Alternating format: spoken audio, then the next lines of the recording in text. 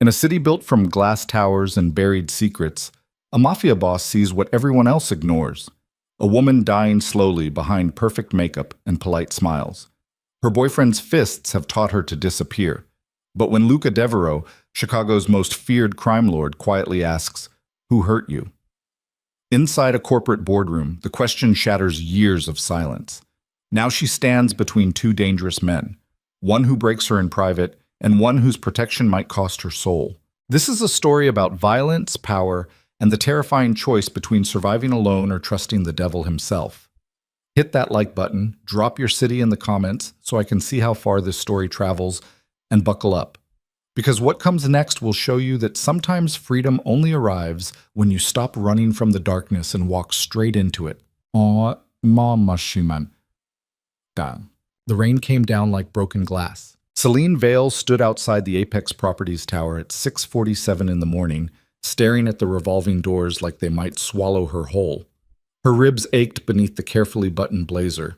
The bruise along her left side had turned that particular shade of purple-yellow that makeup couldn't quite hide, so she'd layered foundation thick enough to feel like a mask. Her wrist throbbed where Grant had grabbed it last night, twisted it, held on just long enough to leave fingerprints beneath the skin. She told herself the same lie she'd been telling for months. It wasn't that bad. It could be worse. He didn't mean it. The doors spun. She stepped through. Inside, the lobby gleamed with marble floors and recessed lighting that made everything look expensive and cold. Security nodded at her without really seeing her. The elevator hummed as it carried her up 23 floors to the operations department where spreadsheets and conference calls filled the hours between breakfast and collapse. Celine's desk sat in the corner near the windows. She liked it there. Liked being able to see the city stretch out below, all those tiny people living tiny lives that didn't involve explaining bruises or rehearsing apologies before walking through the front door. Her computer booted up. Emails flooded the screen. She ignored most of them and opened the priority folder labeled Devereaux Acquisitions. Luca Devereaux. Even his name felt heavy. Everyone in the building knew who he was. Korean-Italian, mid-30s. Built like someone who'd learned young that power required posture and silence required practice. He owned half of Chicago's luxury real estate and had his fingers in industries most people didn't know existed. Restaurants, shipping, private security, import logistics. Some said he ran everything from construction bids to city council votes. Others said worse. Celine had seen him exactly 3 times. The first time he'd walked through the operations floor without looking at anyone, flanked by 2 men in charcoal suits who moved like soldiers. The second time, he'd stood near the elevators talking quietly into his phone, his voice so low she couldn't hear the words but could feel the authority vibrating underneath them. The third time was yesterday. He'd been in the executive conference room reviewing acquisition contracts when Celine had been called in to present updated logistics reports. She'd limped slightly. Grant had shoved her into the kitchen counter 2 nights prior, and her hip was still screaming. But she'd kept her face neutral, her voice steady, her hands folded to hide the tremor. Luca had watched her the entire time. Not the way men usually watched women. He'd studied her, like he was reading something written in a language only he understood. When the meeting ended, he'd held the door open and waited until she passed through before following.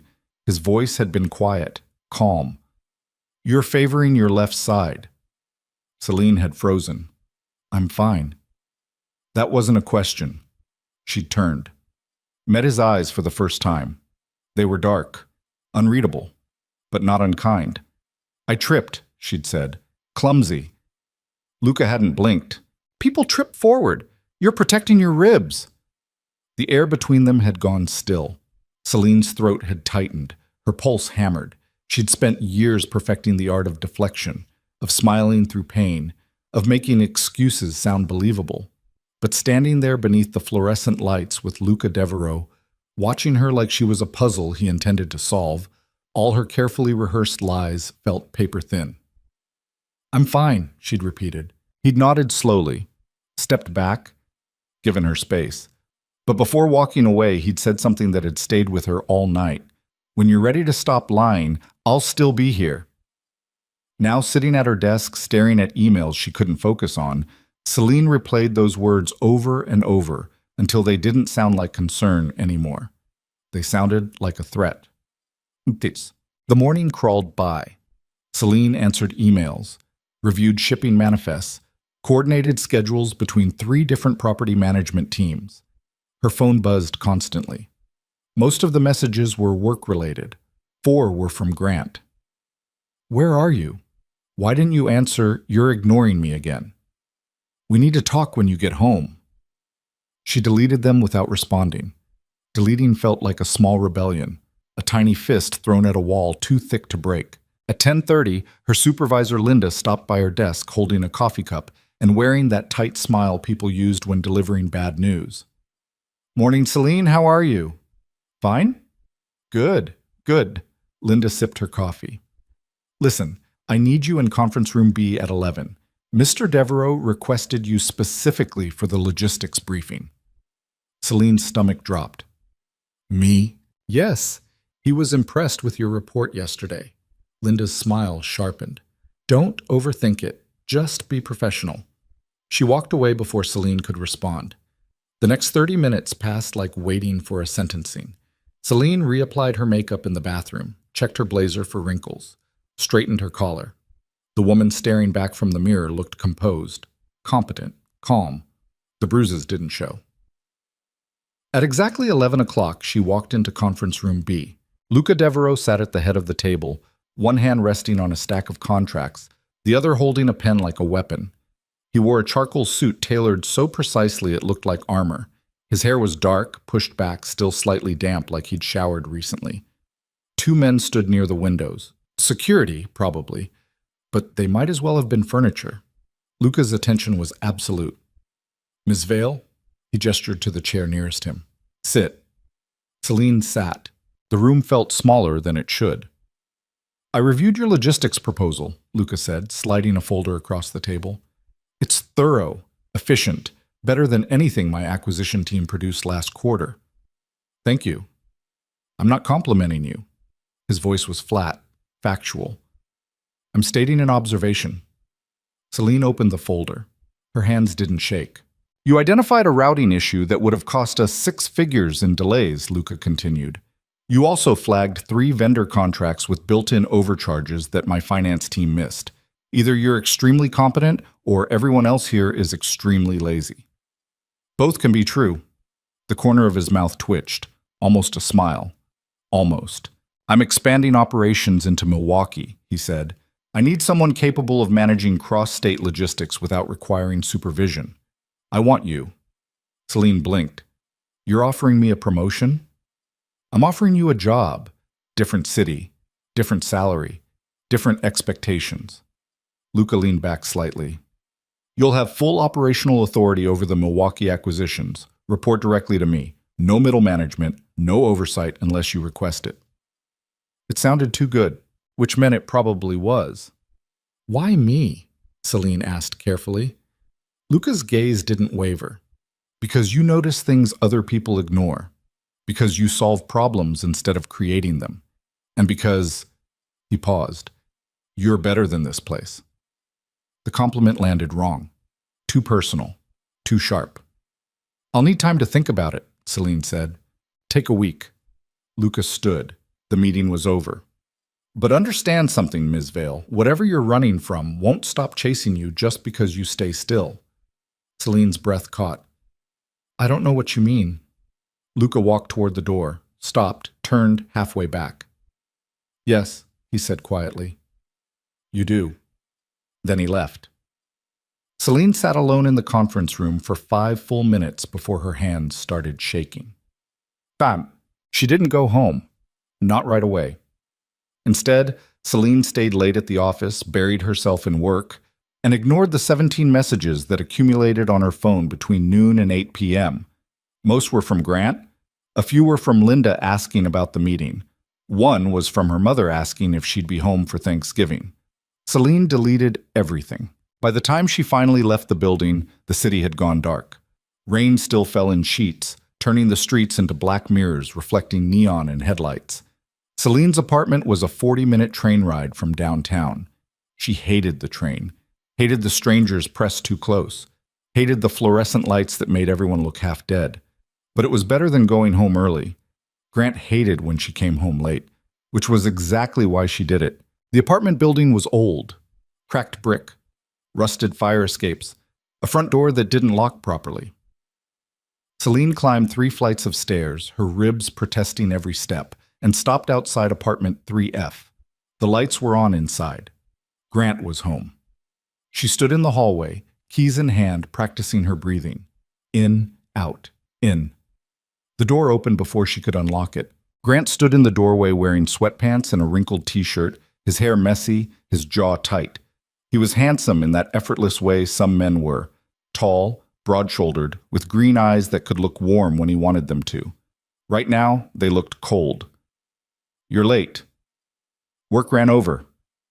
You didn't answer my texts. I was busy." Grant stepped aside. Let her in. The apartment smelled like takeout and beer. The TV was on, some basketball game neither of them cared about. Celine set her bag down near the couch and started toward the bedroom.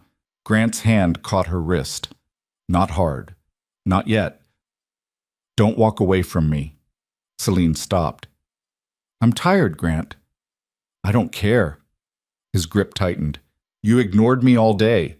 You stay late without calling. You come home acting like I'm the problem." "I'm not acting like anything. I'm exhausted." "Exhausted." Grant laughed, sharp and bitter. "You sit in an office all day pushing papers and you're exhausted. Must be nice." Celine pulled her wrist back. He didn't let go. "Grant, who were you with?" "No one." "Bullshit." "I was working." "With who?" "My boss, my team, people I work with." Grant's jaw clenched. His thumb pressed against the inside of her wrist where the bruise from last night still lingered. "You're lying." "I'm not." "You're always lying." Celine's pulse hammered. The apartment felt too small, the walls too close. "Let go of me." Grant stared at her for a long moment, then released her wrist and stepped back. "Fine. Go." Celine walked into the bedroom and shut the door. She didn't lock it. Locking it made things worse. Instead, she sat on the edge of the bed and stared at the floor until her breathing steadied. Her wrist ached. Her ribs ached. Her whole body felt like something held together with tape and prayers. Her phone buzzed. She pulled it out expecting another message from Grant. It wasn't. It was a text from an unknown number. "If you need to leave, my security team can assist. No questions, no obligations, just safety." Below the message was a single initial. L. Celine stared at the screen until the words blurred. Then she deleted the message, put the phone face down on the nightstand, and told herself she didn't need saving. The week passed in fragments. Celine worked, avoided Grant, ignored Luca's offer, pretended everything was fine. Wednesday night, Grant apologized with flowers and takeout from her favorite Thai place. He kissed her forehead, called her baby, said he'd been stressed about work and didn't mean to snap. Celine accepted the apology because rejecting it meant another fight. Thursday, Luca called her into his office. The office was on the 32nd floor, all glass walls and steel furniture, and a view of Chicago that made the whole city look like a toy. Luca sat behind a desk that looked older than the building itself, expensive wood polished to a mirror shine. "You haven't responded to my offer," he said without preamble. Celine stood near the door, didn't sit. "I'm still thinking." "No, you're not." Luca set down his pen. "You've already decided. You're just afraid to say yes." "I'm not afraid." "Everyone's afraid of something, Ms. Vale." Luca leaned back in his chair. "The question is whether you're more afraid of change or of staying exactly where you are." Celine's throat tightened. "You don't know anything about me." "I know enough." "You know nothing." Luca stood, walked around the desk, stopped a respectful distance away. "I know you're smart. I know you're capable. I know you come to work with bruises you try to hide. I know someone is hurting you, and I know you've convinced yourself it's not bad enough to leave." His voice was calm, clinical. "Am I wrong?" Celine's hands curled into fists. "You have no right." You're correct, I don't." Luca's gaze didn't waver. "But I'm offering you a way out anyway. Take the job. Move to Milwaukee. Start over. Or don't. Stay here. Keep pretending. Keep surviving." He paused. "But don't lie to yourself about what you're choosing." Celine's vision blurred. Anger or tears, she couldn't tell. I don't need your help. I didn't offer help, I offered a job. Luca returned to his desk, sat. The offer expires Monday. Think carefully. Celine left without another word. Friday night, everything broke. Celine came home at 7:30. Grant was already drunk. She smelled the whiskey before she saw the bottle. Where were you? He demanded before she even closed the door. Work. Liar. Grant. Who is he? There's no one. Liar! The shout hit like a fist. Grant crossed the room in 3 strides, grabbed her shoulders, slammed her back against the wall hard enough to knock a picture frame loose. It clattered to the floor. Glass cracked. Tell me the truth. I am... His hand moved to her throat, squeezed, not enough to choke, just enough to terrify. You think I'm stupid? Grant's breath was hot against her face. You think I don't see it? The way you stay late? The way you ignore me? You're fucking someone. I'm not... Who is he? Celine couldn't breathe, couldn't think. Her vision spotted. Then Grant let go. She collapsed against the wall, gasping. Grant stepped back, ran his hands through his hair, looked almost surprised. Jesus, Celine, baby, I'm sorry. I didn't mean... She didn't wait for the rest. Celine grabbed her bag, ran. Grant called after her but didn't follow. She made it to the stairwell before her legs gave out, sat there on the cold concrete, shaking, staring at her phone. The unknown number was still in her recent texts. Celine's thumb hovered over it. She told herself not to call. Told herself she could handle this alone. Told herself she didn't need anyone. Then she pressed dial. Luca answered on the second ring. Ms. Vale? Celine's voice cracked. I need help. Silence. Then quietly, where are you? She told him. Stay where you are. I'm sending someone. The line went dead. Celine sat in the stairwell and waited. 15 minutes later, a black car pulled up outside. A man in a dark suit stepped out, scanned the street, looked up at her through the glass door. Miss Vale? She nodded. Mr. Devereaux sent me. I'm here to take you somewhere safe. Celine stood on shaking legs, got into the car, and for the first time in 3 years, drove away from the apartment without looking back. Boy. The car moved through Chicago like a shadow. Celine sat in the back seat, staring out the window, watching the city blur past in streaks of light and rain. The driver didn't speak, didn't ask questions, didn't even glance at her in the mirror. She was grateful for the silence. They drove north, away from her neighborhood, away from downtown, into a part of the city she didn't recognize. Wide streets lined with trees, buildings that looked more like fortresses than residences. The car pulled into an underground garage. The driver opened her door. This way, ma'am. Celine followed him to a private elevator. The doors closed. The elevator rose smoothly, silently, until it stopped on the top floor. The doors opened directly into a penthouse. It was enormous. Floor-to-ceiling windows overlooking the entire city. Dark wood floors. Minimal furniture. Everything looked expensive and untouched, like a showroom for people who didn't need to prove anything. Luca stood near the windows, hands in his pockets, staring out at the rain. He turned when she entered. You're safe here, he said simply. Celine didn't know what to say. Luca gestured toward a hallway. There's a guest room, bathroom attached, clothes in the closet if you need them, food in the kitchen. Stay as long as necessary. I can't. You can. I don't even know you. Luca's expression didn't change. You know enough. Celine's hands were still shaking. Why are you doing this? Luca was quiet for a moment. Then he walked closer, stopped just out of reach. Because no one should have to survive the way you've been surviving. His voice was low, steady. And because when someone asks for help, you give it, no conditions, no debt. Celine's throat closed. I don't know how to... You don't have to know. Luca stepped back. Just rest. We'll figure out the rest tomorrow. He turned to leave. Luca. He stopped, looked back. Thank you. He nodded once, then disappeared into another part of the penthouse, leaving Celine standing alone in the center of a life she didn't recognize. She walked to the guest room, locked the door out of habit, sat on the edge of the bed, and for the first time in years she cried. Not because she was scared, but because for the first time in so long, someone had seen her, really seen her, and hadn't looked away. Mops. Celine woke to silence. Not the kind of silence that came with fear, waiting for footsteps in the hallway, listening for the turn of a doorknob, bracing for the moment everything shattered. This silence was different, clean, empty in a way that felt almost violent. She lay in the unfamiliar bed staring at the ceiling, her body still coiled tight like something expecting impact. The sheets smelled like expensive detergent. The mattress didn't sag. The room had no cracks in the walls, no water stains, no history written into the paint. Her phone sat on the nightstand. 43 missed calls, 67 text messages, all from Grant. She didn't read them, didn't need to. The pattern was always the same.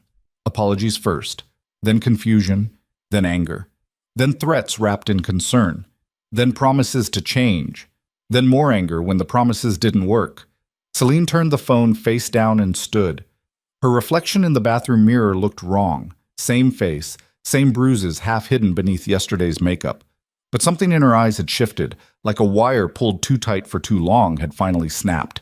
She washed her face, watched the foundation swirl down the drain. The bruise on her cheekbone appeared first, then the one along her jaw, the fingerprints on her throat. Evidence. That's what Luca had called it yesterday when she'd arrived, shaking and barely coherent. He'd taken one look at her neck and made a phone call. 20 minutes later, a woman arrived, late 50s, gray hair pulled back, carrying a medical bag and a camera. "My name is Dr. Brennan," the woman had said. "I'm going to document your injuries. You don't have to explain anything. You don't have to press charges. You don't have to do anything except let me take pictures and make sure you're not seriously hurt. Is that acceptable?" Celine had nodded. Dr. Brennan had been efficient, professional. She'd photographed every bruise, every mark, every place Grant's hands had left proof. She'd checked Celine's ribs, her wrist, her throat, written everything down in neat clinical handwriting. "You're lucky," Dr. Brennan had said when she finished. "Nothing broken, but luck runs out. You understand that, don't you?" Celine had understood. Now, staring at her reflection in Luca's guest bathroom, she understood it even more. She got dressed in the clothes she'd worn yesterday, wrinkled blouse, black slacks that needed washing. Her blazer was somewhere. She couldn't remember where. When she opened the bedroom door, the smell of coffee hit her first. The penthouse looked different in daylight, less intimidating, more lived in. Newspapers spread across the kitchen island, a half-empty mug near the sink, sunlight pouring through the massive windows, turning the city below into something almost beautiful. Luca sat at the island, reading something on a tablet, wearing dark slacks and a white shirt with the sleeves rolled to his elbows. He looked up when she entered. "Coffee?" "Yes." He poured a cup, slid it across the counter. Celine wrapped her hands around it. The warmth felt good. "How long was I asleep?" 14 hours. She blinked. "It's Saturday," Luca added. "Almost noon." Celine sipped the coffee. It was strong, black, exactly what she needed. "Your phone's been ringing," Luca said. "I know." "Grant?" "Yes." Luca set down his tablet. "Do you want me to handle it?" "Handle it how?" "However you need me to." Celine stared at him. His expression was unreadable, calm, but beneath the calm was something else, something cold and patient and absolute. "What does that mean?" she asked carefully. "It means I can make him stop calling, stop showing up, stop existing in your life." Luca's voice didn't change. "The method is up to you." Celine's pulse quickened. I'm talking about options." Luca leaned back slightly. "Legal options, restraining orders, harassment charges, documentation, lawyers who don't lose, or," he paused, "other options, less legal, more permanent, more effective." The air in the kitchen went very still. Celine set down her coffee. "You're serious. Always. You'd actually..." Without hesitation, Celine's hands trembled. "I don't want him dead." "Then he won't be. I just want him gone." "That," Luca said quietly. I can arrange. Celine looked away, stared out at the city. All those buildings. All those people living normal lives where violence didn't lurk behind every conversation. I don't know what I want, she admitted. That's fine, you don't have to decide today. Luca stood, walked to the windows. But understand something, Celine. Men like Grant don't stop because you ask nicely. They don't stop because the law tells them to. They stop when stopping becomes their only option. And you're going to give him that option? Luca turned, met her eyes. I'm going to eliminate every other option until he takes it. Yes. The rest of Saturday passed in strange, fragile quiet. Luca left the penthouse around 2, flanked by the same security team Celine had seen at the office. He didn't say where he was going, didn't ask if she'd be okay alone. Just reminded her that the doors were locked, the security system was armed, and his number was programmed into the house phone. Celine spent the afternoon doing nothing. She sat by the windows, watched the city move below, tried to read a book from Luca's shelves, something about urban development and architectural theory, but couldn't focus past the first page. Her phone kept buzzing. She kept ignoring it. By evening, the messages had shifted. Baby, please, I'm sorry, I love you. Just talk to me, you're scaring me. Where are you? I'm coming to find you. That last one made her stomach drop. Celine stared at the screen. Her thumb hovered over the reply button. Then the phone rang. Not Grant. Luca. She answered. He's outside your building, Luca said without preamble. Been there since 4 p.m. Security cameras picked him up. He's been calling your name, trying the buzzer. Drunk, probably. Definitely unstable. Celine closed her eyes. I'm handling it, Luca continued. But I need to know how far you want me to go. What are my options? I send my people. They remove him. Quietly. He wakes up in a holding cell with a restraining order and assault charges waiting. Or... Luca's voice dropped. I go myself. Have a conversation. Make sure he understands exactly what happens if he tries this again. What kind of conversation? The kind that leaves an impression. Celine's heart hammered. Don't hurt him. I won't. Luca, I said I won't. His tone was firm, final. But he needs to understand the situation, and I'm very good at making people understand. Celine was quiet for a long moment. Do it. You're sure? Yes. The line went dead. It's in. Luca returned 2 hours later. Celine heard the elevator doors open, heard his footsteps cross the hardwood. She was sitting in the living room, knees pulled to her chest, staring at nothing. He walked in, shrugged off his coat, poured himself a drink from the bar near the windows. It's done. Celine looked up. What did you say to him? Luca sipped his drink. Whiskey, probably. Neat. I explained that you are under my protection, that any attempt to contact you, follow you, or come near you again would be considered a direct threat, that I have resources he can't imagine and patience he shouldn't test. Luca set down the glass. I also explained that the bruises on your neck are documented, that Dr. Brennan's report is filed with my legal team, and that if he wants to avoid felony charges, he should disappear. And he believed you? He didn't have a choice. Celine's throat tightened. Did you threaten him? I stated facts. That's not an answer. Luca turned, looked at her directly. Yes. I threatened him. I told him that if he touches you again, I'll make sure he regrets every decision that led him to that moment.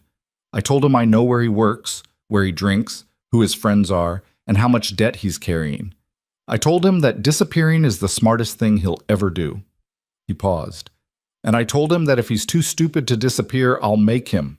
Celine's pulse roared in her ears. You can't just... I can. I did. Luca's voice was calm, and I'll do it again if necessary. This isn't your fight. You made it my fight when you called me. I didn't ask you to. You asked for help. Luca's gaze was steady, unflinching. This is what help looks like. Celine stood, paced to the windows, pressed her palms against the glass. I don't want to owe you. You don't. Everyone owes you something? That's how this works, isn't it? She spun around. You're not doing this out of kindness. You're doing it because it gives you leverage, because it makes me dependent, because I fucking care. The words hit like a slap. Celine froze. Luca set down his drink, walked closer. stopped a few feet away. I care, he repeated, quieter now. I care that you came to work every day pretending everything was fine while someone was breaking you piece by piece. I care that you're smart and capable and wasted in a job that barely sees you. I care that the first time you asked for help, you had fingerprints on your throat. His jaw tightened. So yes, I threatened him. And I'll keep threatening him until he's gone. Not because I want leverage, because you deserve better. Celine's vision blurred. You don't know me. I know enough. You know nothing. I know you're terrified. Luca's voice was almost gentle. I know you think accepting help makes you weak. I know you've been surviving so long you've forgotten what living feels like. He paused. Am I wrong? Celine's breath hitched. I hate you. No, you don't. I hate that you're right.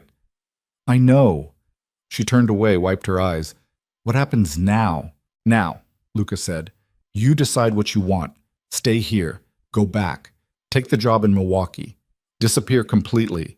Whatever you choose, I'll make sure you're safe while you choose it. And if I choose wrong? There's no wrong choice, only yours. Sunday morning, Grant violated the restraining order. Celine was still asleep when Luca's phone rang at 6 a.m. He answered in the kitchen, voice low, listened for 30 seconds, then made 3 more calls in rapid succession. By the time Celine woke up, it was handled. She found Luca at the kitchen island again, coffee in hand, tablet open to what looked like security footage. What happened? Luca turned the screen toward her. The footage showed Grant outside Luca's building, pacing, shouting, trying to force his way past security. The timestamp read 5:47 a.m. He followed you, Luca said flatly. Probably followed the car Friday night. Probably spent the weekend figuring out where you went. This morning he showed up demanding to see you. Celine's hands clenched. Where is he now? Police custody. Violation of a restraining order, trespassing, drunk and disorderly. He'll be held until arraignment Monday morning. How long will they keep him? Depends on the judge. Could be released Monday afternoon. Could be held longer if my lawyers push hard enough. Luca closed the tablet. But it doesn't matter. He knows where you are now, which means staying here isn't safe anymore. Celine's stomach dropped. So what do I do? You leave Chicago. I can't just... Yes, you can. Luca stood. The Milwaukee job is still open. I have a secured apartment ready. My people will move your things from your old place. You'll be 2 hours away, under protection, with a fresh start. Or, he paused. You stay, and we deal with Grant the hard way. What's the hard way? Luca's expression darkened. You really want to know?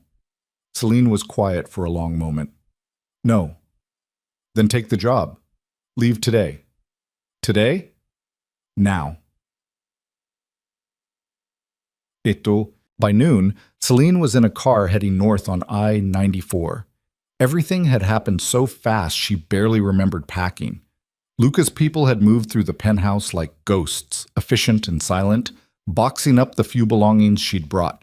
Someone had retrieved clothes from her apartment, the one she'd shared with Grant for 2 years, while she sat in Luca's living room staring at paperwork she didn't fully understand. Employment contract, relocation agreement, non-disclosure clauses, salary numbers that made her dizzy. She'd signed everything. The car was black, expensive. The driver was the same man from Friday night. He didn't speak, didn't ask questions, just drove while Celine watched Chicago disappear in the rearview mirror. Her phone buzzed. A message from an unknown number. The apartment is ready. Address below. Keys with building security. Call if you need anything. L. Below was an address in Milwaukee's 3rd Ward. Celine stared at it until her vision blurred. Then she turned her phone off. EEC. The Milwaukee apartment was on the 8th floor of a renovated warehouse building overlooking the Milwaukee River. Exposed brick, high ceilings, massive windows, furniture that looked like it belonged in a magazine. It was beautiful. It was empty. Celine stood in the center of the living room and felt nothing. Her phone rang. She'd turned it back on 20 minutes ago. Already regretted it, but it wasn't Grant. It was Luca. She answered. You made it. Yes. Everything acceptable? It's too much. It's exactly enough. Luca's voice was calm. I'll be there tomorrow. We'll go over your responsibilities. introduce you to the local team, get you oriented. For now, rest. Luca? Yes? Celine hesitated. Thank you. Silence. Then, quietly, you're welcome. The line went dead. Monday morning, Luca arrived at 9 sharp. He wasn't alone. 2 men flanked him, same security team from Chicago. They waited in the hallway while Luca stepped inside carrying a leather briefcase and 2 coffees. He handed her one. Black. No sugar. How did you know? I pay attention. Celine took the coffee. Sipped. It was perfect. Luca set his briefcase on the kitchen island and pulled out a stack of folders. Milwaukee Operations Overview, he said, tapping the first folder. Property acquisitions in progress. Vendor contracts. Logistics schedules. Everything you'll be managing. He opened the second folder. Building security protocols, emergency contacts. My people here in the city. Memorize these. Celine flipped through the pages. This is more than I expected. You're more capable than you think. You don't know that. I do. Celine looked up. Why are you doing this? I already told you. Tell me again. Luca was quiet for a moment. Then he walked to the windows, stared out at the river. When I was 16, I watched my father beat my mother so badly she couldn't stand.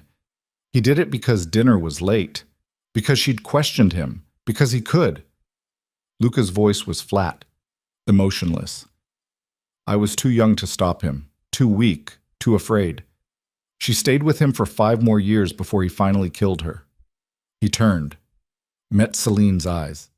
I swore I'd never be that weak again, and I swore that if I ever had the power to stop it happening to someone else, I would. Celine's breath caught. I'm sorry. Don't be. It made me who I am. Luca picked up his briefcase. The point is, I see you the way I saw her, surviving, pretending, waiting for it to get bad enough to leave, and I refuse to watch that happen again. So this is guilt? This is principle. Celine set down her coffee. What if I fail? You won't. What if Grant finds me?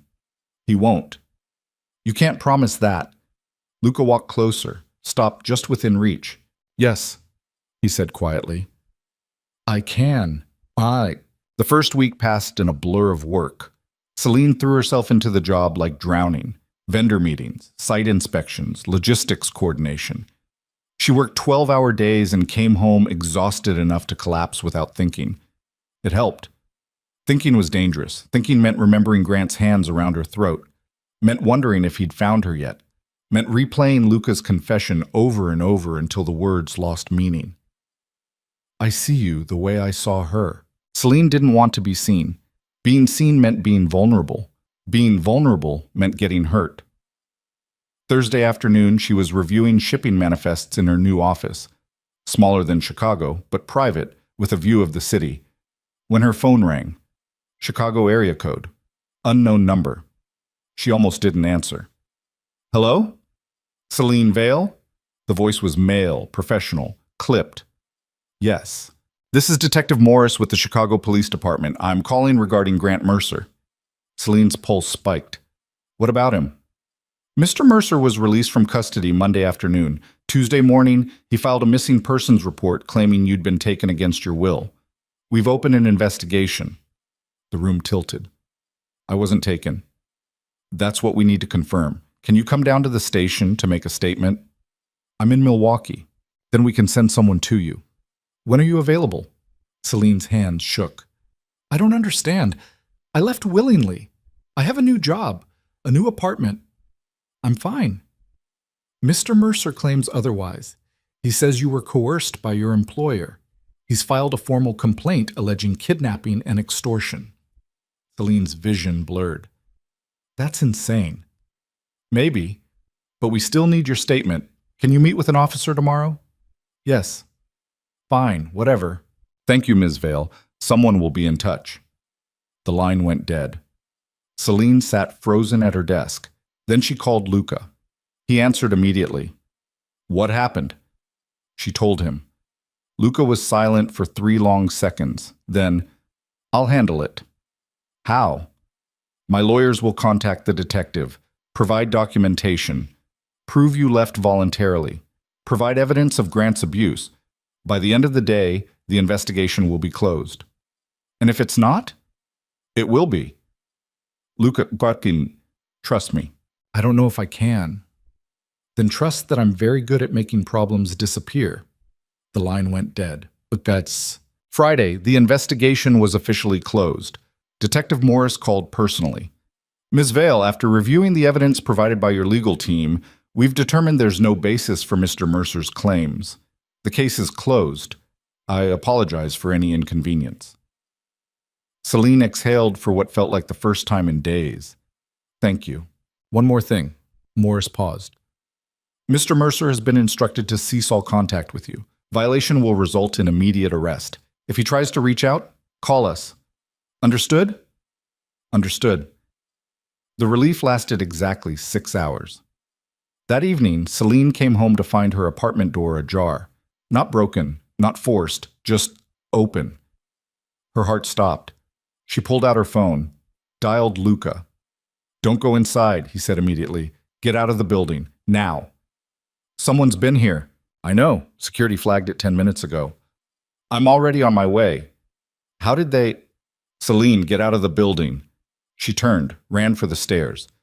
Made it to the lobby before she heard footsteps behind her. She spun. Grant stood in the stairwell doorway. He looked terrible, unshaven, bloodshot eyes, clothes wrinkled, but smiling.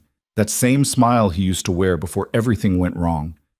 Baby, he said softly, I've been looking everywhere for you. Celine backed toward the exit. Stay away from me. I just want to talk. There's a restraining order. I don't care about that. Grant stepped closer. I care about you, about us, about fixing this. There's nothing to fix. You're wrong. His voice cracked. I love you. I know I messed up. I know I hurt you, but I can change. I promise. Just come home. I'm not coming home. Yes, you are. He lunged. Celine screamed. Then the lobby doors exploded inward. Luca walked through them like something carved from stone. His security team flanked him. 3 men, all moving with the same cold precision. Grant froze. Luca's gaze locked onto him. Step away from her. Grant didn't move. I said step away. This is none of your business.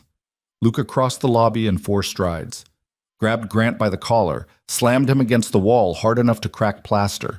You broke into her apartment, violated a restraining order, followed her across state lines. Luca's voice was ice. You're done. Grant struggled. You can't. Luca's fist connected with Grant's jaw. The crack echoed through the lobby. Grant crumpled. Luca released him, stepped back, adjusted his cuffs. Call the police, he said to one of his men. Then to Celine, Are you hurt? She shook her head. Luca walked to her, stopped close enough to touch, but didn't. I'm sorry. For what? For not seeing this coming. Celine stared at him. At this man who'd upended her entire life, who'd promised safety and delivered violence, who looked at her like she mattered. You hit him. Yes. You could have killed him. I wanted to.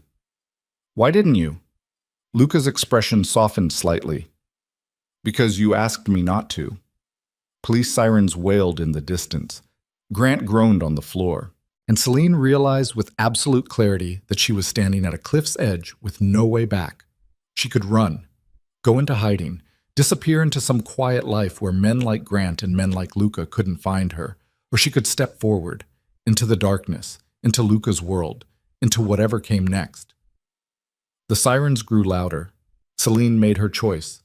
She stepped closer to Luca. Take me somewhere safe. Luca's eyes searched hers. Are you sure? Yes.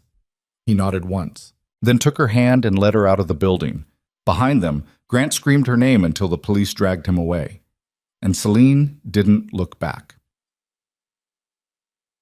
The estate sat 2 hours north of Milwaukee, hidden behind iron gates and forest so thick the road disappeared into shadows. Celine watched the trees blur past through tinted windows, her hand still wrapped in Luca's, neither of them speaking. The silence wasn't comfortable. It was the kind that came after explosions, when the ringing in your ears was too loud to hear anything else. Grant's scream still echoed in her head. The crack of Luca's fist against his jaw, the way Grant had crumpled like something boneless. Celine should have felt relief, should have felt vindicated, should have felt something other than this hollow numbness spreading through her chest like frost. Instead, she felt complicit, like she'd crossed a line she didn't even know existed until it was behind her. The car slowed. Gates opened. The estate appeared through the trees like something out of a Gothic novel. Stone and glass and sharp angles, windows glowing warm against the approaching dusk. Snow had started falling an hour ago, soft and silent, coating everything in white. The driver stopped at the entrance. Luca's security team emerged first, flanking the vehicle, scanning the perimeter like soldiers expecting ambush. Then Luca stepped out, extended his hand. Celine took it. The cold hit her immediately. Wisconsin winter, brutal and unforgiving. She had no coat, no jacket, just the blouse and slacks she'd worn to work this morning in a different lifetime. Luca draped his coat over her shoulders without asking. Inside, she followed him through double doors into a foyer that swallowed sound. Stone floors, high ceilings, a staircase that curved upward into darkness. The house felt more like a fortress than a home. Every surface hard, every corner sharp, built to keep things out. Or in. Luca's phone rang. He answered without looking at the screen. Status. A pause. Good. Keep him there until I say otherwise. Another pause. I don't care. Make him understand. He hung up, turned to Celine. Grant's been transferred to county jail. Bail hearing is Monday. My lawyers are pushing for remand. He won't make bail. How can you be sure?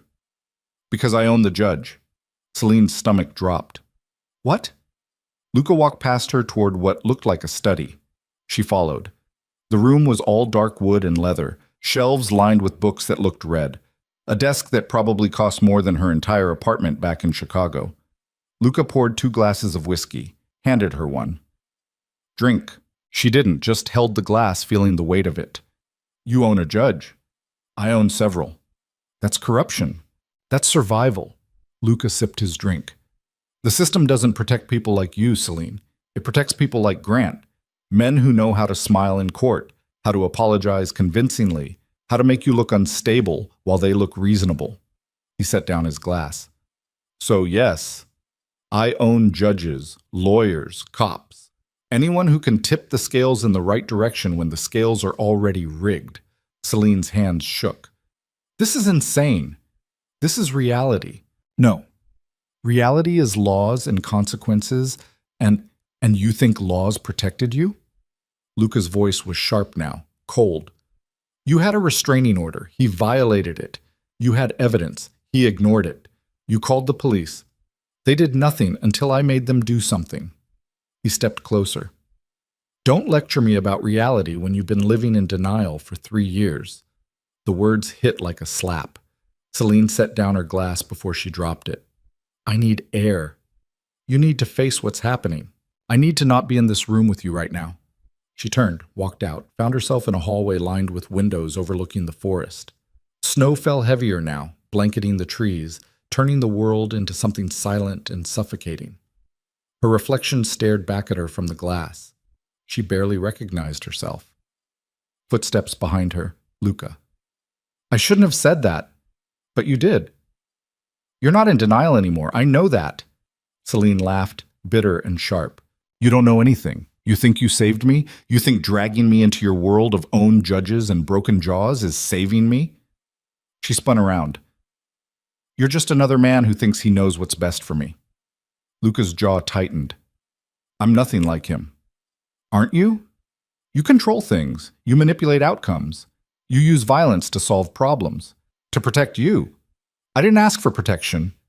You called me. You asked for help. I asked for safety. Not this. Celine gestured at the estate, at the absurdity of it all. Not private estates and criminal empires and what? Luca's voice dropped. Dangerous. You'd rather be back in that apartment with Grant's hands around your throat? You'd rather be dead than uncomfortable? Celine's breath hitched. That's not fair. None of this is fair. They stood in the hallway, snow falling beyond the windows, silence stretching between them like barbed wire. Finally, Luca exhaled. There's a guest room on the second floor, East Wing. Stay as long as you need. Leave whenever you want. The choice is yours. He walked away. Celine watched him disappear into the shadows. Then she sank to the floor and cried until there was nothing left. Oh, she woke to sunlight streaming through unfamiliar windows. The guest room was massive. King bed, fireplace, bathroom attached with a tub deep enough to drown in. Someone had left clothes on the chair near the bed. Jeans, sweater, undergarments still tagged. All her size. Celine dressed mechanically, splashed water on her face, stared at her reflection until it stopped feeling like looking at a stranger. Downstairs, the house was quiet. Too quiet. She found the kitchen, industrial, spotless, clearly designed by someone who either cooked seriously or never cooked at all. Coffee sat in a carafe on the counter, still hot. A note beside it in sharp, clean handwriting. Help yourself. I'll be back this evening. Security is on the grounds if you need anything. L. Celine poured coffee, stood at the window watching snowfall. Her phone sat on the counter where she'd left it last night.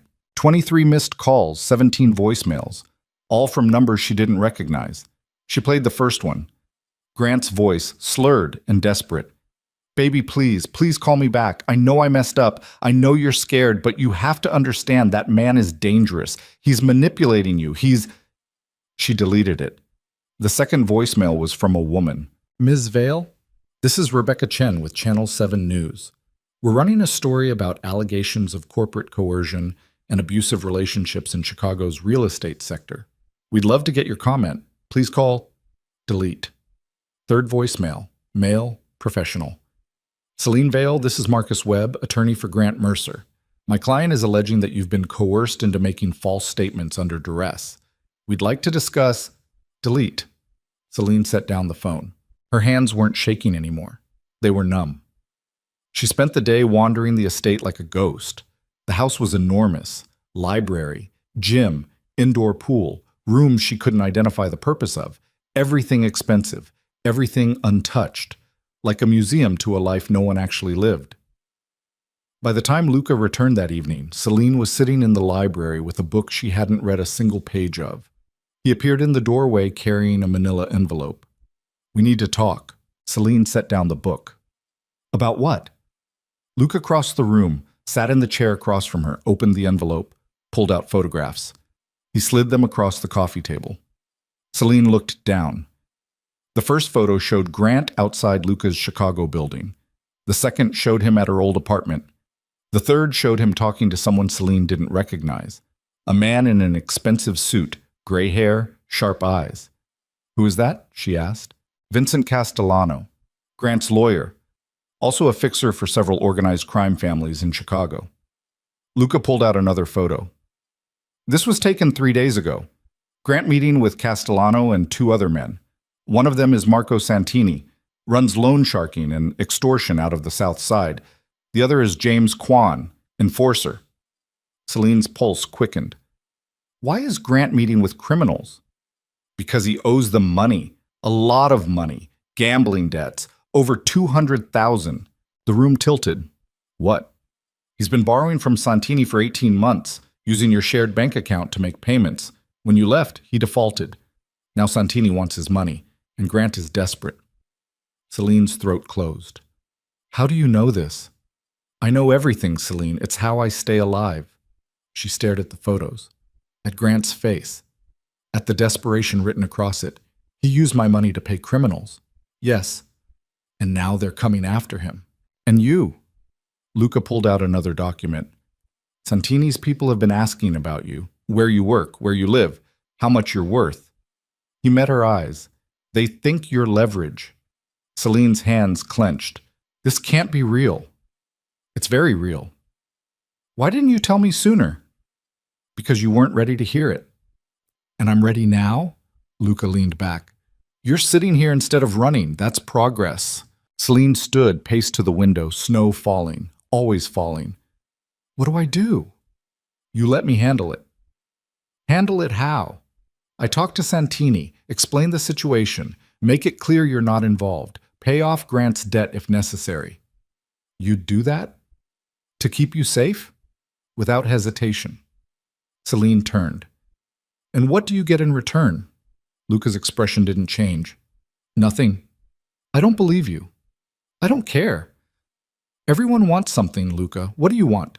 He stood, walked toward her, stopped close enough that she could see the faint scar above his left eyebrow, the way his jaw tensed when he was holding something back. I want you safe. I want you free. I want you to stop looking over your shoulder waiting for the next person to hurt you. His voice was low, steady. That's what I want. Celine's breath caught. Why? Because you deserve it. That's not a reason? It's the only one that matters.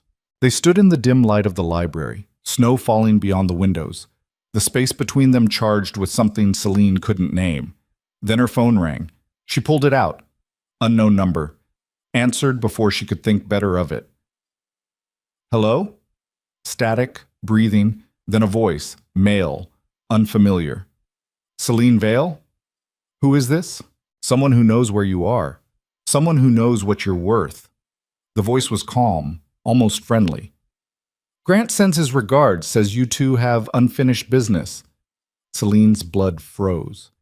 If you touch me, we're not interested in touching you. We're interested in what you can pay. I don't owe you anything. Your boyfriend does, which makes it your problem. He's not my boyfriend. Doesn't matter. His debt is $230,000. You have 1 week to pay half, or we start taking pieces. The line went dead. Celine stared at the phone. Luca took it from her hand, checked the number, made a call. Trace this, now. He hung up, turned to Celine. Pack a bag. We're leaving. Where? Somewhere they can't find you. You said I was safe here. I was wrong. They left the estate an hour later in an armored SUV with 3 security vehicles flanking them. Luca drove himself, phone pressed to his ear, giving orders in rapid Italian that Celine couldn't follow. The convoy moved through the night like a military operation. Celine sat in the passenger seat watching the forest blur past, her mind racing. $230,000. Grant's debt. Now her problem. Where are we going? She asked when Luca finally hung up. Safe house in northern Michigan. Off the grid. No digital footprint. No one knows it exists except my inner circle. How long? As long as it takes. For what? For me to end this. Celine looked at him. At this man who'd upended her life, who'd promised safety and delivered chaos, who looked at her like she was something worth protecting, even when protecting her cost him everything. You can't keep doing this. Doing what? Fixing my problems, fighting my battles. You're not responsible for me. Luca's hands tightened on the wheel. I know that. Then why? Because I care about you. The words came out sharp, brutal, like admitting weakness. I care that you're terrified. I care that your ex-boyfriend is a criminal and a coward. I care that men are threatening you for debts you didn't incur. I care. He glanced at her. And I'm not going to stop caring just because it's inconvenient. Celine's chest tightened. What if I don't want you to care? Too late. They drove in silence after that. Hours passed. The forest thickened. Civilization disappeared behind them. Celine dozed off somewhere around midnight and woke to the SUV stopping in front of a cabin that looked like it belonged in a different century. Log walls. Stone chimney. No visible neighbors for miles. Luca killed the engine. Stay close. They went inside. The cabin was small but well-equipped. Generator. Satellite phone. Fireplace already stoked. Someone had stocked the fridge. Someone had made the bed. Luca's operation was terrifyingly efficient. Get some sleep, he said. I'll keep watch. You need sleep too. I'll sleep when you're safe. Celine wanted to argue. Wanted to tell him he was being ridiculous. Wanted to scream at the absurdity of her life becoming a thriller movie she never auditioned for. Instead, she went to the bedroom, closed the door, sat on the edge of the bed, and realized with absolute clarity that she was falling for him. For Luca Devereaux. Crime lord, manipulator, protector, monster, savior, the man who'd seen her when no one else bothered to look. She hated herself for it, but that didn't make it less true. 3 days passed in the cabin. Luca made calls, coordinated strategy, negotiated with people whose names Celine didn't want to know. She caught fragments of conversations, threats delivered in calm voices, promises that sounded like warnings, the machinery of his world grinding forward while she sat by the fire pretending to read. On the fourth day, Luca's phone rang at dawn. He answered, listened, his face went dark. When? Pause. How bad? Another pause. I'm on my way. He hung up, looked at Celine. Gran escaped custody. Her stomach dropped. How? Santini's people bribed a guard, walked him out during a transport. He's been missing for 6 hours. Where is he now? We don't know, but he's desperate, which makes him dangerous. Celine stood. What do we do? You stay here. I go back to Milwaukee and end this. No. Celine, I'm not hiding anymore. I'm not letting you fight my battles while I sit in a cabin pretending I'm safe. She crossed the room. If this is my life now, I need to face it. Luca studied her. Something shifted in his expression. Respect, maybe, or resignation. You understand what you're asking? Yes. Once you step into this, there's no stepping back. I know. He nodded slowly. Then we leave in 20 minutes. Okay. They drove back to Milwaukee in silence. The city appeared on the horizon like a wound. Gray, cold, unforgiving. Luca's phone buzzed constantly.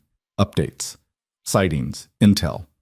Grant had been spotted near Celine's old apartment, then near Luca's building, then near the office. He was hunting, following the trail of her life like a bloodhound.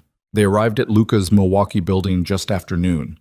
Security was doubled, armed men in suits at every entrance, cameras everywhere. The lobby felt like a war zone. Luca led Celine to his private office on the top floor. Floor-to-ceiling windows, view of the entire city, like standing at the center of a chessboard watching the pieces move. Stay here, Luca said. Don't leave this room. Don't answer calls from numbers you don't recognize. I know the drill. He hesitated, then reached into his desk drawer, pulled out a handgun, set it on the desk. Safety's here, point and shoot, don't hesitate. Celine stared at the weapon. I know, but if Grant gets past my security, you won't have time to learn. Luca's eyes were hard. Survival isn't pretty, Celine. It's doing what you have to do when everything else fails. He left before she could respond. Celine sat alone in the office, staring at the gun, wondering how her life had become a story where weapons on desks felt normal. Hours crawled by. Outside, the city moved. People went about their lives. Unaware, safe. Celine envied them. Her phone buzzed. Text from Luca. Grant spotted near 3rd Ward. Stay alert. Then another. Security has him contained, bringing him in. Celine's pulse hammered. She waited. 15 minutes later, the elevator dinged, footsteps in the hallway. The office door opened. Luca walked in. Behind him, flanked by 2 security guards, was Grant. He looked worse than she'd ever seen him, hollow-eyed, unshaven, desperate, but still smiling that same smile he'd always used when he wanted forgiveness. Hi, baby. Celine didn't move. Luca gestured to the guards. Leave us. They hesitated. Out. The guards left, closed the door. Now it was just the 3 of them. Grant, Celine, Luca. The silence stretched like broken glass. Grant spoke first. I just want to talk. You've lost that privilege, Luca said flatly. I'm talking to Celine, not you. Everything you say to her goes through me. Grant laughed, bitter, unhinged.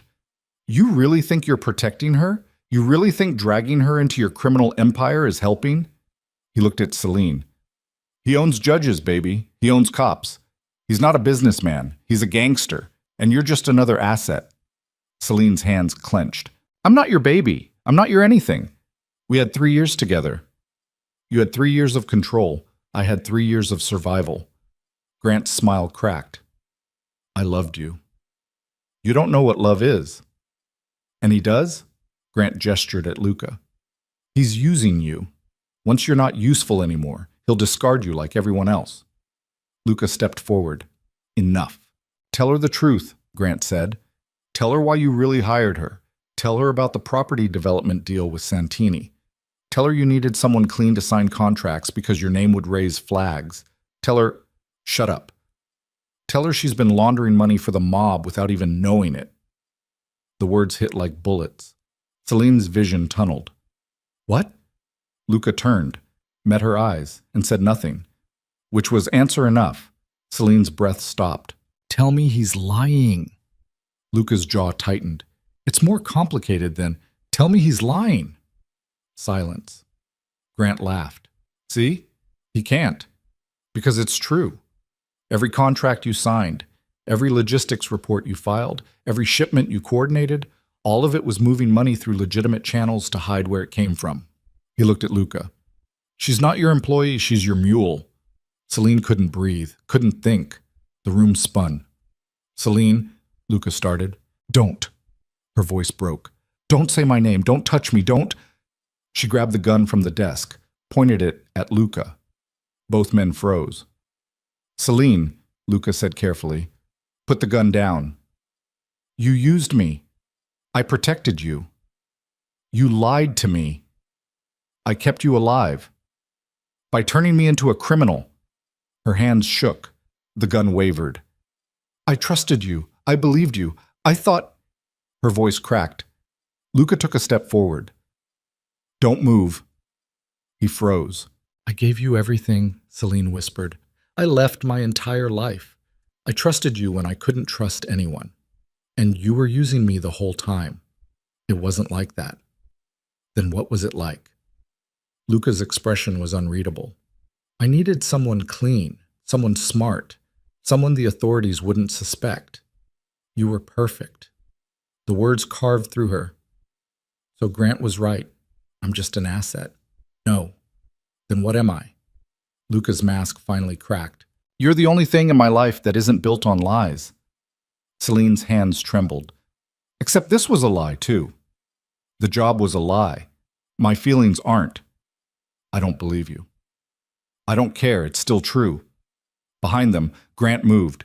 Fast. He lunged for Celine, grabbed the gun, twisted her wrist. The weapon discharged. The sound was deafening. Celine screamed. Someone hit the floor. The world went silent. Celine looked down, blood spreading across expensive carpet. Luca on his knees, hand pressed to his side, red seeping between his fingers. Grant holding the gun, staring at it like he didn't understand how it got there.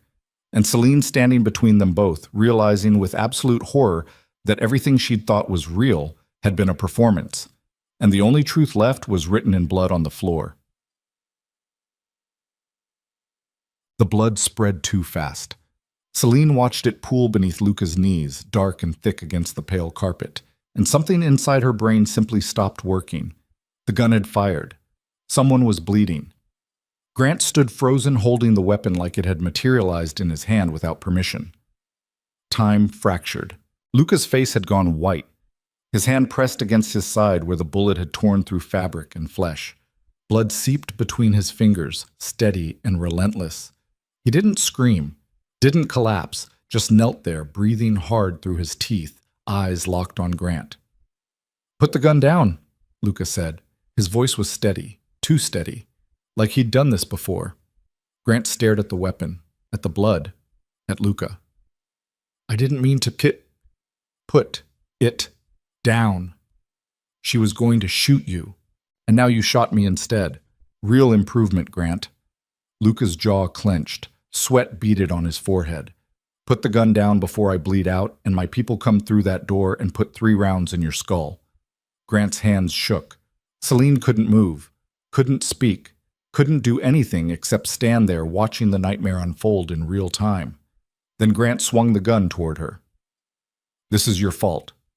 Celine's breath stopped. You destroyed everything, Grant continued, his voice cracked. We were fine before him. We were happy. We were never happy, Celine whispered. Liar. You hit me. You controlled me. I loved you. The gun wavered in his grip. I gave you everything, a home, stability, and you threw it away for what? For him? Grant gestured at Luca with the weapon. For a criminal who used you like a fucking pawn? He's right, Luca said quietly from the floor. I used you. Celine's eyes snapped to him, Blood soaked through his shirt now. His breathing was shallow, but his gaze was clear, unflinching. I needed someone clean, Luca continued. Someone the feds wouldn't look at twice. Someone smart enough to manage logistics without asking too many questions. You were perfect. He paused. But that's not why I protected you. Don't, Celine said. Her voice broke. Don't do this now. You deserve the truth. The truth is you're a liar. The truth is I saw you dying slowly in that office, and I couldn't walk away. Luca's hand slipped slightly. More blood. The job was an excuse. Protection was an excuse. I wanted you safe because Grant fired. The bullet punched into the wall 6 inches from Luca's head. Plaster exploded. The sound was massive. Shut up, Grant screamed. Shut up! Shut up! Shut up! The office door burst open. 3 security guards poured in, weapons drawn, shouting commands that overlapped into chaos. Drop the weapon! On the ground now! Hands where we can see them! Grant spun, pointed the gun at the guards, at Celine, at Luca. Wild, cornered. Stay back or I'll shoot her! The guards froze. Luca tried to stand, collapsed halfway up, caught himself against the desk. Grant, he said, calm, controlled. This ends one of 2 ways. You surrender, or you die in this room. Choose. I choose option 3. Grant grabbed Celine's arm, yanked her against him, pressed the gun to her temple. Celine's vision whited out. The metal was cold against her skin. Grant's breath was hot on her neck. He smelled like sweat and fear and desperation. Everybody back, Grant ordered, or I paint the walls with her. The guards didn't move. Luca's eyes met Celine's across the room. She saw calculation there, strategy, the gears turning behind the mask. Then she saw something else. Fear, real fear, not for himself, for her. Let her go, Luca said softly. No. Grant, I said no. The gun pressed harder. Celine felt the pressure against her skull like a kiss from death itself. We're walking out of here, all 3 of us. You're going to call off your dogs. You're going to get me a car, and you're going to transfer $500,000 into an account I specify. Do that, and maybe she lives. You won't make it to the elevator. Then we all die together. Silence. Luca looked at his guards. Stand down. Sir, I said stand down. The guards lowered their weapons, stepped back. Grant laughed, high-pitched, manic. See? I knew you'd see reason. You're not going to let her die. Not after all this. Not after... Celine moved, fast. She'd been watching Luca's eyes, watching for the signal she knew would come. And when his gaze flicked to her right hand, just for a second, she understood. She drove her elbow back into Grant's ribs. Hard. Grant gasped. The gun shifted. Celine dropped. 3 shots rang out. Celine hit the floor, covered her head, waited for pain that didn't come. When she looked up, Grant was on the ground. 2 red flowers bloomed across his chest, 1 in his shoulder. The gun lay 3 feet away. He was still breathing, barely. One of the guards held a smoking weapon. Luca leaned against the desk, hand still pressed to his side, watching Grant bleed out with absolutely no expression on his face. Get a medical team, Luca said.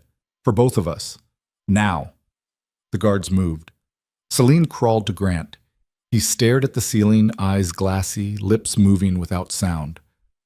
I loved you, he whispered, blood on his teeth.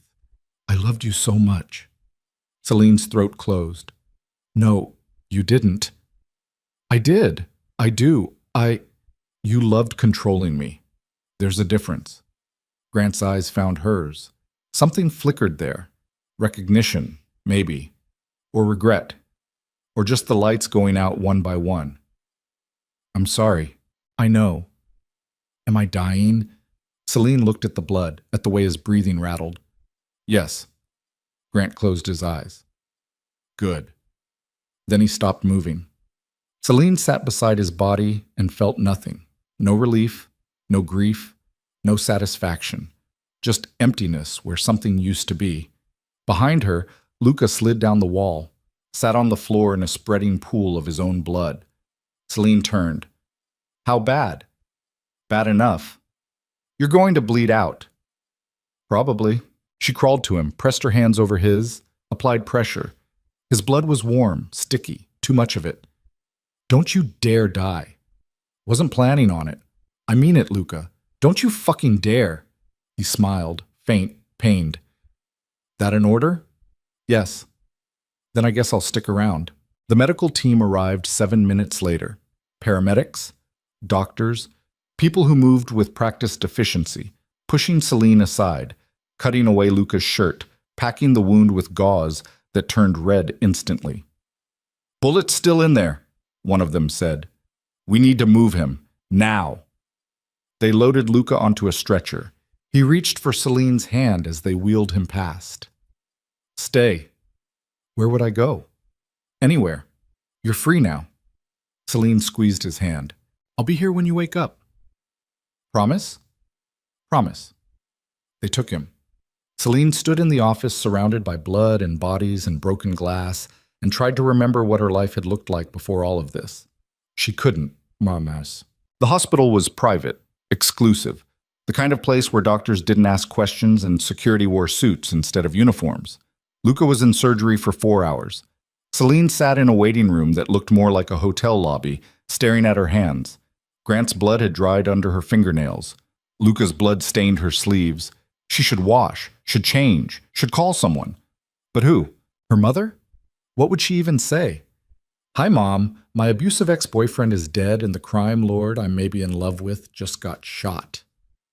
How's Thanksgiving planning going? She laughed. The sound came out wrong, broken. A nurse appeared. Ms. Vale? Celine stood. Is he? He's stable. The surgery went well. Bullet missed major organs. He'll need rest, but he'll recover. Relief hit like a wave. Can I see him? He's unconscious, won't wake for several hours, but you can sit with him if you'd like. Celine followed the nurse down sterile hallways to a private room. Luca lay in the bed, hooked to monitors and IV lines, pale beneath the fluorescent lights. His chest rose and fell steadily. The machines beeped their mechanical reassurance. Celine pulled a chair close, took his hand. It was still warm, still alive. She sat there for hours, watching him breathe, thinking about everything that had led to this moment. The first time she'd seen him in the office, the way he'd watched her limp through presentations, the question that had shattered everything. Who hurt you? The penthouse, the protection, the job offer, the lies, all of it, every decision, every manipulation, every moment of tenderness wrapped around calculated strategy. And beneath it all, the truth she didn't want to face. She cared about him, maybe more than cared, maybe loved him, even knowing what he had done, what he was, what he'd used her for. The door opened. A woman entered. Late 50s, expensive suit, gray hair pulled back, eyes sharp enough to cut. Ms. Vale. Celine stood. Who are you? Margaret Chen, Mr. Devereaux's attorney. We need to talk. About what? Margaret pulled out a tablet, opened a file. About the fact that you were involved in a shooting that killed your ex-boyfriend. About the fact that you've been working for Luca Devereaux's organization for 3 months.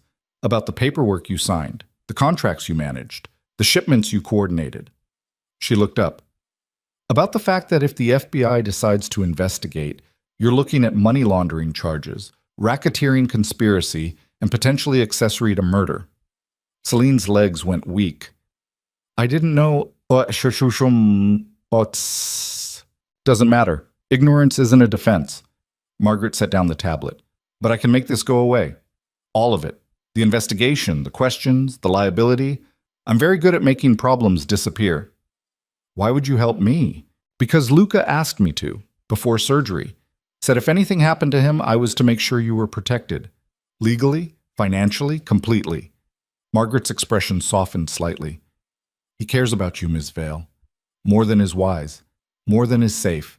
And he's willing to burn his entire organization to the ground if it means keeping you out of prison. Celine sat down hard. What do I have to do? Nothing. Just let me work. Margaret picked up her tablet. In the meantime, you should know something. Grant Mercer's body was found by police an hour ago. Ruled a suicide. Gunshot wound to the chest. Tragic case of a man spiraling after his girlfriend left him. Celine's stomach turned. That's not what happened. Oh, that's the official story. The one that keeps you alive and free. Margaret headed for the door. Welcome to Luca's world, Ms. Vale, where the truth is whatever we need it to be. She left. Celine sat alone with the weight of it. Grant was dead. The story was rewritten. She was complicit. Again. Luca woke 3 hours later. Celine was dozing in the chair when she heard him groan. Her eyes snapped open. He was staring at the ceiling, jaw tight, clearly in pain. "Hey," she said softly. He turned his head, focused on her. "You stayed. I promised. People break promises. I don't." Something shifted in his expression. "Grant?" "Dead." "Good." Celine's throat tightened. "Your lawyer was here, said it's being ruled a suicide." "It will be." "That's not the truth." "The truth would put you in prison." Luca's voice was rough, tired. "I'd rather lie." Celine stood, walked to the window, stared out at the city lights. "I don't know who I am anymore." "You're Celine Vale, survivor, fighter, smartest person I've ever met." "I'm a criminal." "You're under my protection." "Same thing." "No," Luca said. "It's not." Celine turned. "You used me. You lied to me. You turned me into something I never wanted to be." "I know. And you'd do it again. In a heartbeat." "Why?" "Because keeping you alive matters more than keeping you innocent." Celine's hands clenched. "You don't get to make that choice for me." "I already did." She crossed the room, stood beside his bed. "I should hate you." "You should." "I should walk out of here and never look back." "You should." "But I can't." Her voice broke. "I can't. Because somehow, in the middle of all your lies and manipulation and criminal bullshit, you actually saw me. You saw me when I was invisible. You cared when no one else bothered. I fell in love with you." The words hung in the air between them. Celine's breath stopped. "What?" "I fell in love with you." Luca's gaze was steady, unflinching. "Somewhere between watching you survive and watching you fight. Between seeing you broken and seeing you rebuild. I fell. Hard, completely. And I'd do everything the same way again if it meant you were standing here alive instead of buried beside Grant." Celine's vision blurred. "You can't just school." "I can. I am." Luca tried to sit up, winced, fell back. "I love you, Celine. I love your strength, your intelligence, the way you survived when survival seemed impossible, the way you see through bullshit even when the bullshit is mine." He paused. "And I know I don't deserve you. I know I'm a criminal and a liar and everything you should run from, but I'm asking you anyway. Stay. Not because you owe me, not because you're trapped, but because you want to." Celine stared at him. At this man who'd saved her and ruined her in equal measure, who'd protected her and manipulated her, who'd lied about everything except this. She should leave, should run, should build a new life somewhere far from Milwaukee and Chicago and men who solved problems with bullets. Instead, she leaned down, kissed him, gentle, careful. Because he was hurt and bleeding and barely holding together. Luca's hand came up, cupped her face. When they broke apart, he was smiling. "That a yes?" "That's a maybe. I'll take it." "Don't get comfortable. I'm still furious with you." "Noted. And I'm not forgiving you for the money laundering thing." "Understandable. And if you ever lie to me again, I won't." "Luca, I won't." His thumb traced her cheekbone. "No more lies, no more manipulation, just truth, even when it's ugly, even when it hurts, I promise." Celine wanted to believe him, wanted to trust that this moment was real and not another performance. But trust was a luxury she couldn't afford anymore. "We'll see," she said. Sick. Luca was discharged 4 days later against medical advice. His people had secured the top floor of a different building, this one with better security and no bloodstains in the office. Celine helped him into the penthouse, watched him wince with every step, and wondered how someone could get shot and still refuse to sit still. "You need rest." "I need to work." You need to not die. I'm fine. You were shot. Barely. The bullet went through your liver. Missed it. Mostly. Celine glared at him. Luca sat down. Finally. Happy? Thrilled. She went to the kitchen, poured water, brought it back. Luca was on his phone already, scrolling through messages with one hand pressed to his bandaged side. You're impossible. So I've been told. Put the phone down. I'm running an organization. I can't just put it down. He looked at her. Something in her voice made him listen. He set the phone on the table. What? Celine sat across from him. What happens now? You recover, I recover, we figure out the rest. That's not a plan. That's avoidance. It's survival. I need more than survival, Luca. I need to know what this is, what we are, what I'm doing here. Luca was quiet for a long moment. What do you want it to be?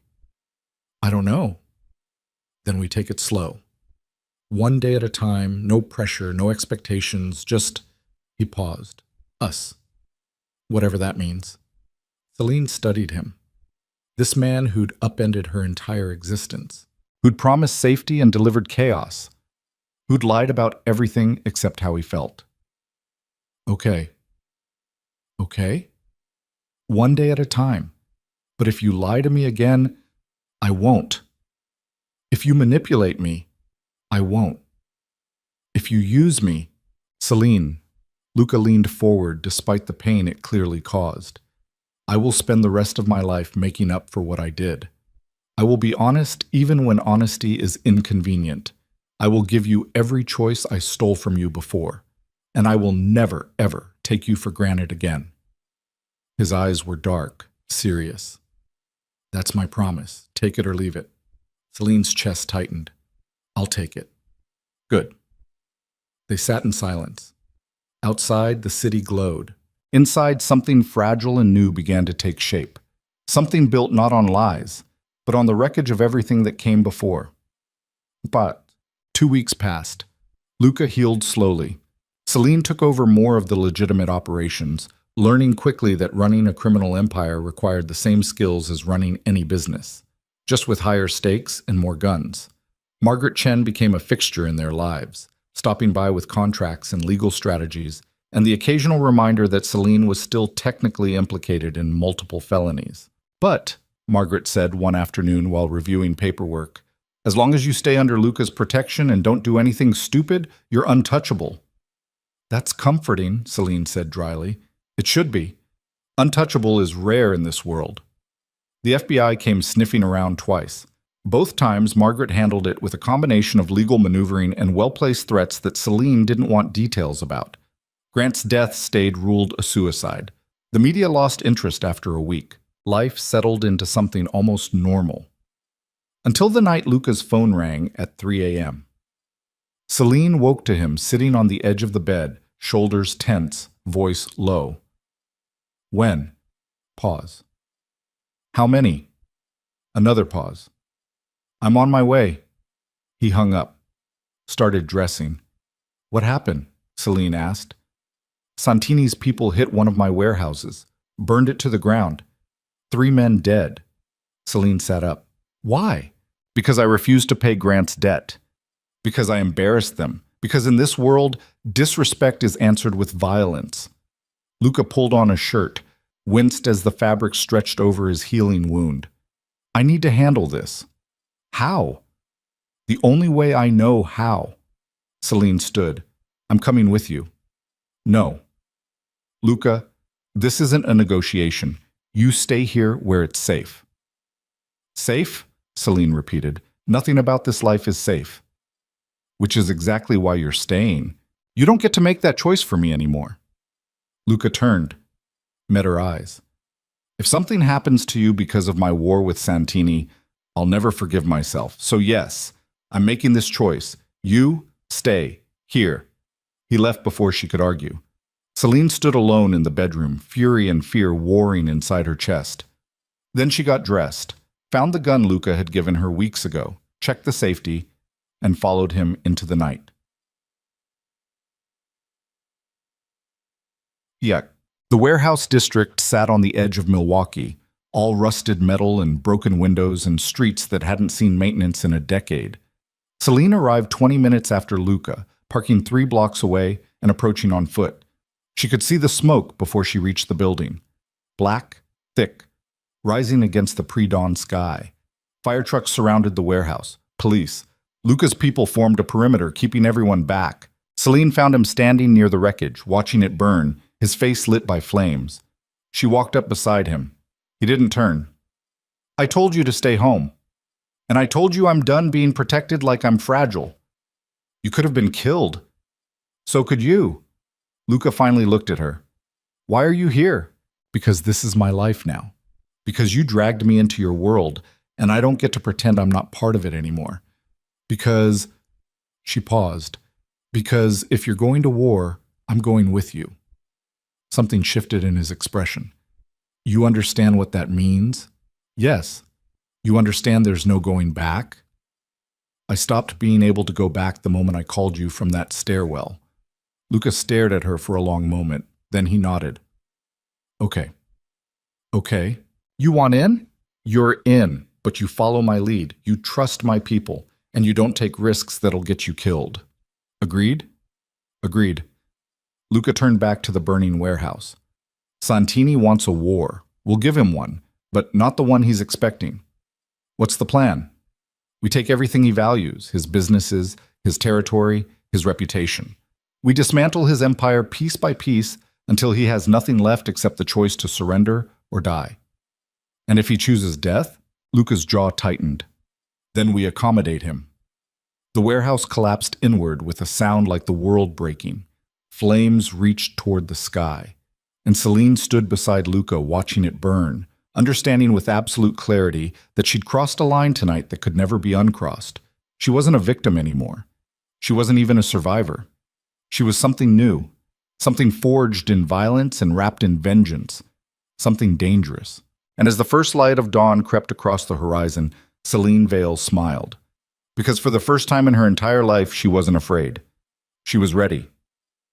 The war started quietly, not with explosions or gunfire, but with phone calls in the middle of the night, bank accounts frozen, shipments delayed, vendors suddenly unwilling to do business. Santini's empire didn't collapse all at once. It bled, slow, methodical, the way Luca had promised. Celine watched it unfold from the inside. She sat in on meetings where men spoke in code about things she was still learning to translate. She reviewed ledgers that tracked money flowing through channels designed to hide its origins. She signed documents that made her complicit in ways she'd stopped trying to justify. This was her life now, and she'd chosen it. 3 weeks after the warehouse burned, Luca's people identified Santini's main distribution hub, a shipping facility on the south side disguised as a legitimate freight company, the kind of place that moved everything from furniture to pharmaceuticals, and nobody asked questions as long as the paperwork looked clean. Luca planned the operation like a military strike. Celine sat across from him in his office, watching him move pieces across a map like chess. "We hit them at shift change," he said. 4 a.m., minimal personnel, maximum impact. We disable their security, seize their inventory, and disappear before the cops even get the call. And Santini? Will retaliate, which is what we want. Celine frowned. "You want him to retaliate?" "I want him desperate. Desperate men make mistakes. And when he makes his mistake, we end this." "By end this, you mean?" "I mean Santini stops being a problem. Permanently." The word hung in the air between them. Celine should have felt something. Horror. Disgust. Fear. Instead, she felt nothing. Just cold calculation. "When do we move?" Luca looked up. "We?" "You said I was in. I'm in. This isn't signing contracts, Celine. This is—" "I know what it is." Her voice was steady. "And I'm still going." Luca studied her for a long moment, then nodded. "Okay, but you follow orders, no improvisation, no heroics. Understood?" "Understood." They moved at 3:30 a.m. 4 vehicles. 12 people. Celine rode with Luca in the lead car, wearing dark clothes and a vest that felt too heavy against her chest. She'd never worn body armor before. Never thought she'd need to. The shipping facility appeared through the darkness like a concrete fortress. Chain link fence, security cameras, floodlights that turned night into day. Luca's tech specialist disabled the cameras remotely. The lights stayed on. Killing them would have drawn attention. Instead, they cut the fence on the east side where the angle made surveillance difficult. They moved through the gap like shadows. Inside, the facility was massive. Rows of shipping containers stacked 3 high. Forklifts parked in neat lines. The smell of diesel and cardboard, and something chemical Celine couldn't identify. Luca's team spread out. 2 groups securing the perimeter. 2 more heading for the office where the manifests and computers were kept. Celine stayed close to Luca. They found the inventory in a locked container near the back. Luca's people cut the lock with hydraulic shears that made almost no sound. The doors swung open. Inside were crates, dozens of them, stacked floor to ceiling. One of Luca's men pried open the nearest crate. Pills, thousands of them. Oxycodone, fentanyl, prescription medications with street value in the millions. Jackpot, the man said quietly. Luca pulled out his phone, took photos, sent them somewhere Celine didn't ask about. Then he made a call. It's done. Send the trucks. They waited. 5 minutes. 10. Then headlights appeared at the gate. 3 unmarked trucks backed up to the container. Luca's people started loading. Fast. Efficient. Like they'd done this 100 times before. Celine stood watch near the entrance, gun in her hand, heart hammering so hard she could feel it in her throat. This was insane. This was criminal. This was her life now. A sound behind her made her turn. A man stood in the shadows near the office. Security guard, probably. He had a radio in one hand and a gun in the other. Celine raised her weapon. Don't. The guard stared at her, middle-aged, overweight, terrified. Please, he said. I don't want trouble. I just work here. Then put the gun down and walk away. I can't. They'll kill me if I let you go. They'll kill you if you don't? The guard's hand shook. Behind Celine, the loading continued, crates moving from container to trucks, time running out. I have kids, the guard said. Celine's chest tightened. Then think about them. Put the gun down. Walk out the back gate. Forget you saw anything. Go home to your kids. The guard's eyes welled up. They'll know I let you. They'll know you're alive. That's what matters. For a long moment, nothing moved. Then the guard set down his gun, dropped the radio, turned and ran. Celine exhaled. Luca appeared beside her. Problem? Handled. He looked at the discarded gun. The radio. You let him go. Yes. He'll report this. Probably. Could have shot him. Didn't need to. Luca studied her face, then nodded. Good call. The trucks finished loading. Engines rumbled. The convoy pulled out through the broken fence and disappeared into the city. Luca's team evacuated last. By the time the police arrived 20 minutes later, the facility was empty except for scattered equipment and an open container, and one very confused security guard trying to explain what he'd seen to cops who didn't believe him. Santini retaliated 48 hours later. A car bomb outside one of Luca's restaurants. No casualties. The device went off at 3 a.m. when the building was empty. But the message was clear. Luca responded by seizing 2 more of Santini's shipments, burning a warehouse, bribing 3 of Santini's lieutenants to switch sides. The war escalated. Celine stopped sleeping through the night. Every sound made her flinch. Every phone call could be the one bringing bad news. She kept the gun close, kept the doors locked, kept waiting for the moment everything collapsed. It came on a Tuesday. Luca's phone rang during breakfast. He answered, listened. His face went dark. When? Pause. Confirmed? Another pause. I'm on my way. He hung up, looked at Celine. Santini knows where we are. Her stomach dropped. How? Someone talked, or someone followed us. Doesn't matter. He's sending people. We need to move, now. They grabbed essentials, left everything else. We're in the car within 10 minutes. Luca drove, fast, aggressive, weaving through traffic like someone expecting pursuit. Where are we going? Safe house north of the city, off the grid. He won't find us there. You're sure? No, but it's the best option we have. They made it 30 miles before the first tail appeared. Black sedan. Tinted windows. Staying 3 cars back but matching every turn. Luca saw it in the mirror. "We've got company." Celine turned, looked. "How many?" "1 car, probably 3 or 4 men." "What do we do?" Luca's jaw tightened. "Hold on." He accelerated. The highway stretched ahead, mostly empty this time of morning. Luca pushed the car to 90. 100. The sedan kept pace. Then a second car appeared. This one pulled alongside. Window rolled down, gun barrel visible. "Get down!" Celine dropped below the dashboard. The first shot shattered the rear window. Glass exploded inward. The second shot punched through the door panel 6 inches from Celine's head. Luca swerved, hard. The attacking car fell back. Luca took an exit at 70 miles an hour, tires screaming. The sedan followed. The second car tried to cut them off and missed. They hit surface streets. Residential neighborhood, trees, houses, people starting their morning routines.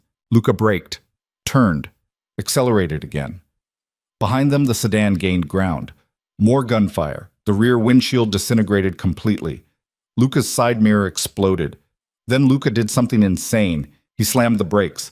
The car skidded, spun, came to a stop perpendicular to the road. The sedan had no time to react. It tried to brake. Too late. Impact. Metal screamed. The sedan T-boned Luca's car on the passenger side. Celine felt the collision in her bones. The airbag deployed. White fabric and chemical smoke. Her ears rang. Then Luca was pulling her out. "Move! Now!" They ran. Behind them, men emerged from the wrecked sedan, dazed, angry, armed. Luca pulled Celine into an alley, through a yard, over a fence. Gunshots followed them, bullets snapping past, too close, too real. They made it to another street. Luca flagged down a passing truck, pulled out his gun, aimed at the driver. "Out! Now!" The driver scrambled out, ran. Luca shoved Celine into the truck, got in, drove. Behind them, sirens wailed, police, fire, ambulance.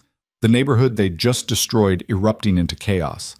Luca drove for 20 minutes before pulling into an abandoned industrial lot, parked behind a building, killed the engine. Silence. Except for their breathing. Celine's hands shook, adrenaline crashing, blood on her face from where glass had cut her. Luca checked his phone, made a call. "We're compromised. Need extraction. Sending coordinates." He hung up, looked at Celine. "You okay?" "No." "Injured?" "I don't know." He checked her over. Cuts on her face and arms. Nothing serious, nothing that wouldn't heal. "You did good," he said. "I almost died."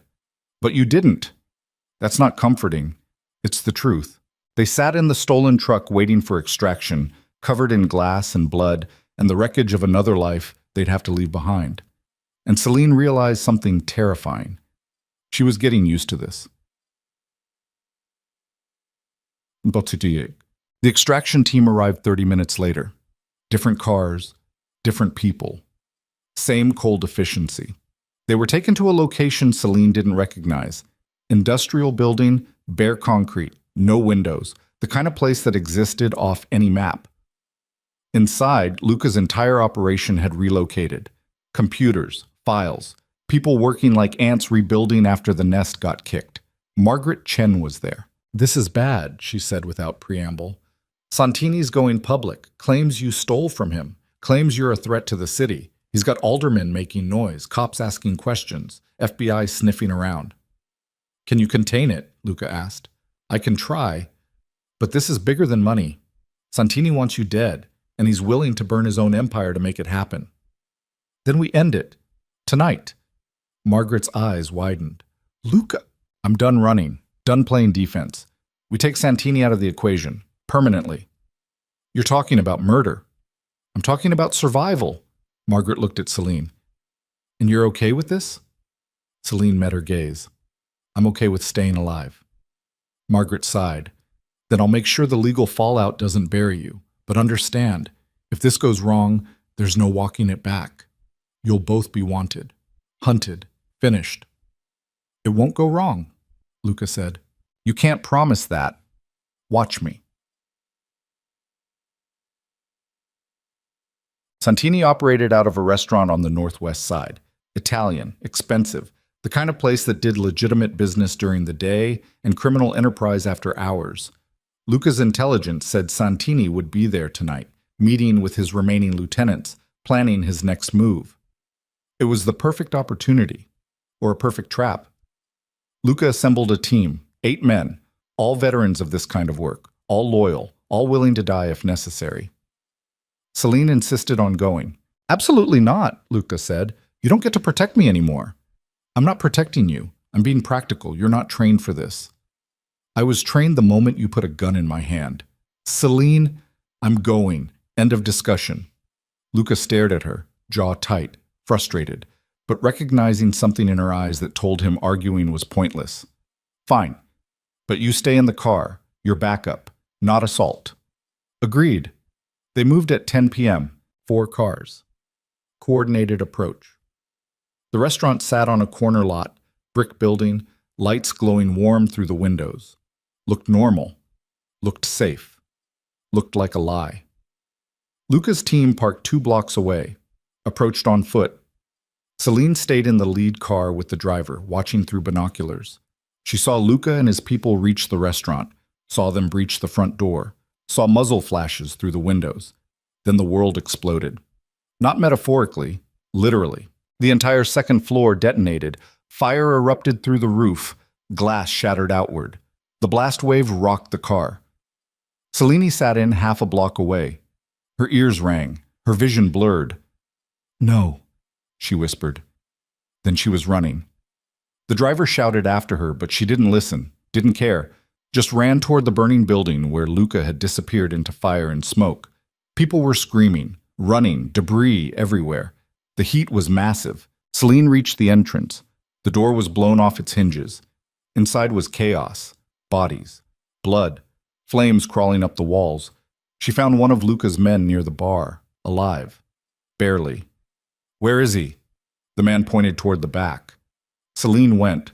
Smoke choked her. Heat blistered her skin. She stumbled over rubble, over bodies, over things she didn't want to identify. Then she found him. Luca lay near the kitchen, covered in debris, blood on his face, not moving. "No, no, no, no." She dropped beside him, checked for a pulse. Faint. But there. "Luca, wake up. Please wake up." His eyes opened, unfocused, struggling. "Celine? I'm here. I've got you. We need to move." "Can't." "Legs?" She looked. His leg was pinned under a fallen beam. Blood pooled beneath it. Okay. I'm getting you out." She tried to lift the beam. Couldn't. Too heavy. Too much. Behind her, the fire roared closer. "Celine," Luca's voice was weak. "Go." "No. Building's coming down. You need to." "I'm not leaving you. You have to." "I said no." She pulled at the beam again, screamed with effort, felt something shift. Not enough. Then hands appeared beside hers. 2 of Luca's men. Alive. Burned. Barely functional, but lifting. Together they moved the beam. Luca gasped as his leg came free. Bone visible through torn fabric. Blood everywhere. "Get him up!" They hauled Luca to his feet. He screamed, nearly passed out. Celine took his weight on one side. One of the men took the other. They moved toward the exit. The building groaned. Supports failing. Ceiling cracking. They made it to the door. Into the street. Away from the building. 20 seconds later, the entire structure collapsed inward. Fire consumed everything. Celine sat on the curb holding Luca, covered in soot and blood and ash, watching the restaurant burn. Sirens approached. Too many sirens. "We need to go," one of Luca's men said. "Now, before the cops—" "Did we get him?" Celine interrupted. "Did we get Santini?" The man shook his head. "He wasn't there. It was a setup. The whole thing was a trap." Celine's vision darkened. "Then where is he?" "Don't know, but we need to leave. Now." They loaded Luca into a car, drove away from the wreckage, away from the crime scene, away from witnesses and questions and consequences. And Celine sat in his back seat with Luca's head in her lap, blood soaking through her clothes, understanding with absolute certainty that this war had just become personal. But Luca survived. Barely. The leg required surgery, metal pins, physical therapy that would take months. He'd walk with a limp for the rest of his life. But he'd walk. They relocated again. Third time in as many weeks. This time to a property so remote it didn't have an address. Just coordinates. While Luca recovered, Celine took over. Not officially, not publicly, but in the ways that mattered. She coordinated operations, made decisions, dealt with Luca's lieutenants who looked at her with varying degrees of skepticism and respect. She proved herself in the ways that counted in this world, by being smarter, colder, more ruthless than they expected. 2 weeks after the restaurant explosion, Luca's intelligence finally located Santini. He'd gone to ground, hiding in a fortified compound outside the city, protected by what was left of his organization, paranoid, desperate, exactly where they wanted him. Celine brought the information to Luca. He was sitting up in bed, leg elevated, looking stronger than he had in days. "We found him." Luca's eyes sharpened. "Where?" She told him. "How many men does he have?" "Maybe a dozen, maybe less. His empire's collapsed. Most of his people abandoned him or switched sides. So he's isolated." "Yes." "Good." Luca shifted, winced. "We end this tomorrow." "You're not going anywhere," Celine said firmly. "Your leg—" "I don't care about my leg." "I do. You're still recovering. You can barely walk." "Then I'll sit in the car. But I'm not letting someone else finish what I started." Celine sat on the edge of the bed. "Let me do it." Luca blinked. "What?" "Let me finish it. I'll take your team. I'll handle Santini. You stay here and recover." "Absolutely not." "Why?" "Because you're not a killer, Celine. Neither were you once." "That's different." "How?" Luca was quiet for a long moment. "Because I chose this life. You didn't. It was forced on you. And now I'm choosing it." Celine's voice was steady. "I'm choosing to end the threat. I'm choosing to protect what we've built. I'm choosing you. So let me finish this." Luca stared at her, jaw tight, conflicted. Then he nodded. "Okay. But you take Marco and Vincent, best shooters I have, and you don't take unnecessary risks. Understood?" "Understood." They hit the compound at dawn. 6 people, 3 vehicles. Celine wore body armor and carried a weapon that felt less foreign in her hands than it should have. The compound was a converted farmhouse. High fence, guard posts, security cameras. But Santini's organization was in shambles. Only 4 guards visible, minimal defenses. Arrogance or desperation. Either way, it was a weakness. Luca's tech specialist disabled the cameras remotely. Then Celine's team breached the fence on the north side. They moved through the property like ghosts, neutralized guards with suppressed weapons and zip ties, reached the main house without firing a shot. The front door was locked. Marco kicked it open.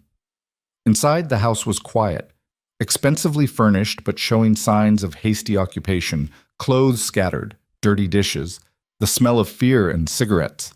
They cleared the first floor, kitchen, living room, office, empty. Upstairs, Celine took point, heart hammering, every nerve alive.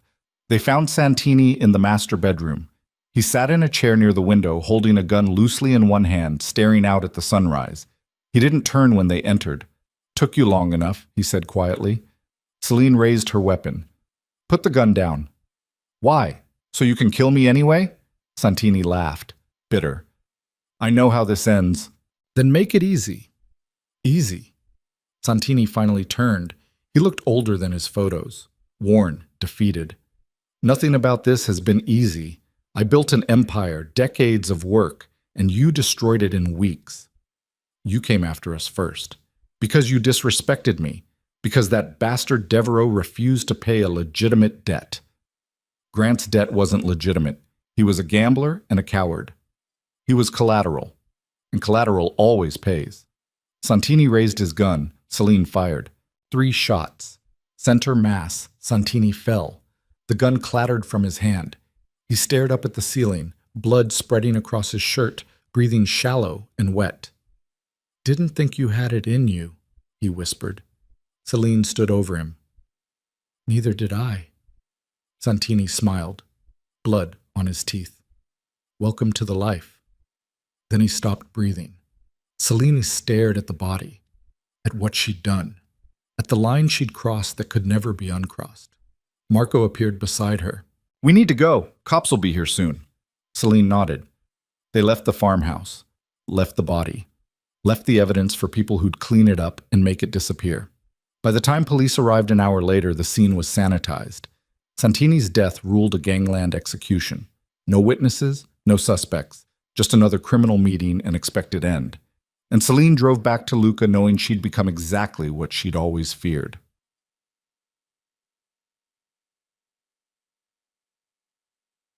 Luca was waiting when she returned. He sat on the porch of the safe house, leg propped up, face unreadable. Celine climbed the steps, sat beside him. It's done. I heard. They sat in silence. Finally, Luca spoke. How do you feel? Celine thought about it. Really thought. Empty. That's normal. Is it? The first one always is. There shouldn't be a first one. But there is. And now you have to decide what comes next. Celine looked at him. What do you mean? I mean, you've seen what this life costs. You've killed for it, bled for it, almost died for it. Luca's voice was soft. So now you decide. Do you want to keep living it, or do you want out? Is out even an option? Margaret can make it happen. New identity, new city, money to start over. You disappear completely. Live whatever life you want. Without you. Without me. Celine's chest tightened. And if I stay, then you stay. Fully. No more half measures. You're part of this organization, part of my world. For better or worse. That's not a choice. That's a trap. No. Luca turned to face her. A trap is when you don't have options. You have options. Real ones. I'm giving them to you. What you choose is entirely up to you. Celine stared out at the forest, at the morning light filtering through the trees, at the world that had become her battlefield. I don't know who I am anymore. You're Celine Vale, survivor, fighter, someone who refused to stay broken. I'm also a killer. Yes. And a criminal. Yes. And complicit in things I can't take back. Yes. Luca paused. But you're also alive. Free. Stronger than you've ever been. And those things matter too. Celine's throat tightened. I killed someone today. I know. I looked him in the eyes and pulled the trigger. I know. And I don't feel guilty. Luca was quiet for a moment. That's the part that scares you. Yes. Good. The day it stops scaring you is the day you've lost yourself completely. They sat together watching the sun climb higher. Birds sang. Wind moved through the trees. The world continued spinning like nothing had changed, even though everything had. Finally, Celine spoke. I'm staying. Luca looked at her. You're sure? No, but I'm staying anyway. Why? Celine turned, met his eyes. Because I spent 3 years living in fear, and I spent the last 6 months learning what it feels like to fight back, to choose, to matter. She paused. I'm not going back to being invisible, even if staying visible means living in your world. Luca reached for her hand. Then stay. And I promise I'll spend every day making sure you never regret it. You can't promise that. I can try. Celine squeezed his hand. Okay. Okay. Okay. They sat together in the morning light. Two people who'd found each other in darkness and decided to stay. Not because it was easy, not because it was safe, but because somehow, against all odds and logic and reason, they'd built something real from the wreckage. And that was worth fighting for. Bored. 6 months later. Celine stood in front of a construction site in downtown Milwaukee, watching workers pour concrete for what would become a new community center. The building would house after-school programs, job training, resources for people escaping domestic violence. The Devereaux Foundation had funded it, Luca's legitimate empire, laundering his past into something that actually helped people. It was pragmatic, strategic, good PR, but it was also real. Celine had designed the programs herself, used her own experience to shape services that would have saved her years of suffering if they'd existed before, turned pain into purpose. Luca appeared beside her, walking with a cane now instead of crutches. Progress. How's it looking? Good. On schedule? Under budget. You're a miracle worker. I'm practical. Same thing. They watched the construction in comfortable silence. You still think about it? Luca asked eventually. About what? That night, the farmhouse, Santini. Celine was quiet for a moment. Every day. Regret? No, just remembering. Does it get easier? I don't know yet. Ask me in a year. Luca nodded. For what it's worth, I'm proud of you. For killing someone? For surviving, for choosing yourself, for building something good out of something terrible. He paused. For staying. Celine leaned into him slightly. Where else would I go? Anywhere. You're free now. Free is relative. True. But you're freer than you were. Celine thought about Grant, about the apartment where she'd learned to make herself small, about the bruises she'd hidden and the apologies she'd accepted. That version of herself felt like someone else entirely, someone she'd buried alongside the past. Yeah, she said quietly. I am. That evening, they returned to the penthouse Luca had purchased in Milwaukee's 3rd Ward. Not the safe house, not a temporary location, an actual home. Celine had decorated it. Plants, books, art that made the space feel lived in instead of staged. She cooked dinner while Luca worked at the kitchen island, reviewing contracts for another acquisition. The domesticity was surreal, normal, almost boring, except for the gun in the drawer, the security cameras. The bodyguard stationed discreetly throughout the building. Normal was a word that didn't quite fit anymore. After dinner, they sat on the balcony overlooking the city, lights spreading out like stars, the river reflecting neon and movement. I have something for you, Luca said. He handed her an envelope. Celine opened it. Inside was a single document, deed transfer, property in northern Wisconsin, the estate where she'd first learned what Luca really was. You're giving me the estate? It's in your name. Has been for 3 months. Legally yours. No strings attached. Celine stared at the document. Why? Because you need something that's entirely yours. Something no one can take. Something that exists separate from me and my world. Luca paused. And because if something happens to me, you'll need somewhere safe to disappear to. Celine's throat tightened. Nothing's going to happen to you. You can't know that. I can hope. Hope's good, but preparation is better. Celine set down the document. Thank you. You're welcome. They sat in silence for a while. Then Celine spoke. Do you ever regret it? This life? Luca considered the question. I regret the things I've done, the people I've hurt, the choices I can't take back. He paused. But I don't regret surviving, and I don't regret finding you. Even though I'm a mess, you're not a mess. You're a masterpiece in progress. Celine laughed. That's the cheesiest thing you've ever said. Doesn't make it less true. She leaned over, kissed him, soft, lingering. When they broke apart, Luca smiled. What was that for? For seeing me when I was invisible, for caring when no one else did, for giving me choices even when it cost you. Celine paused. For loving me when I couldn't love myself. I'll always love you. Even when I'm difficult?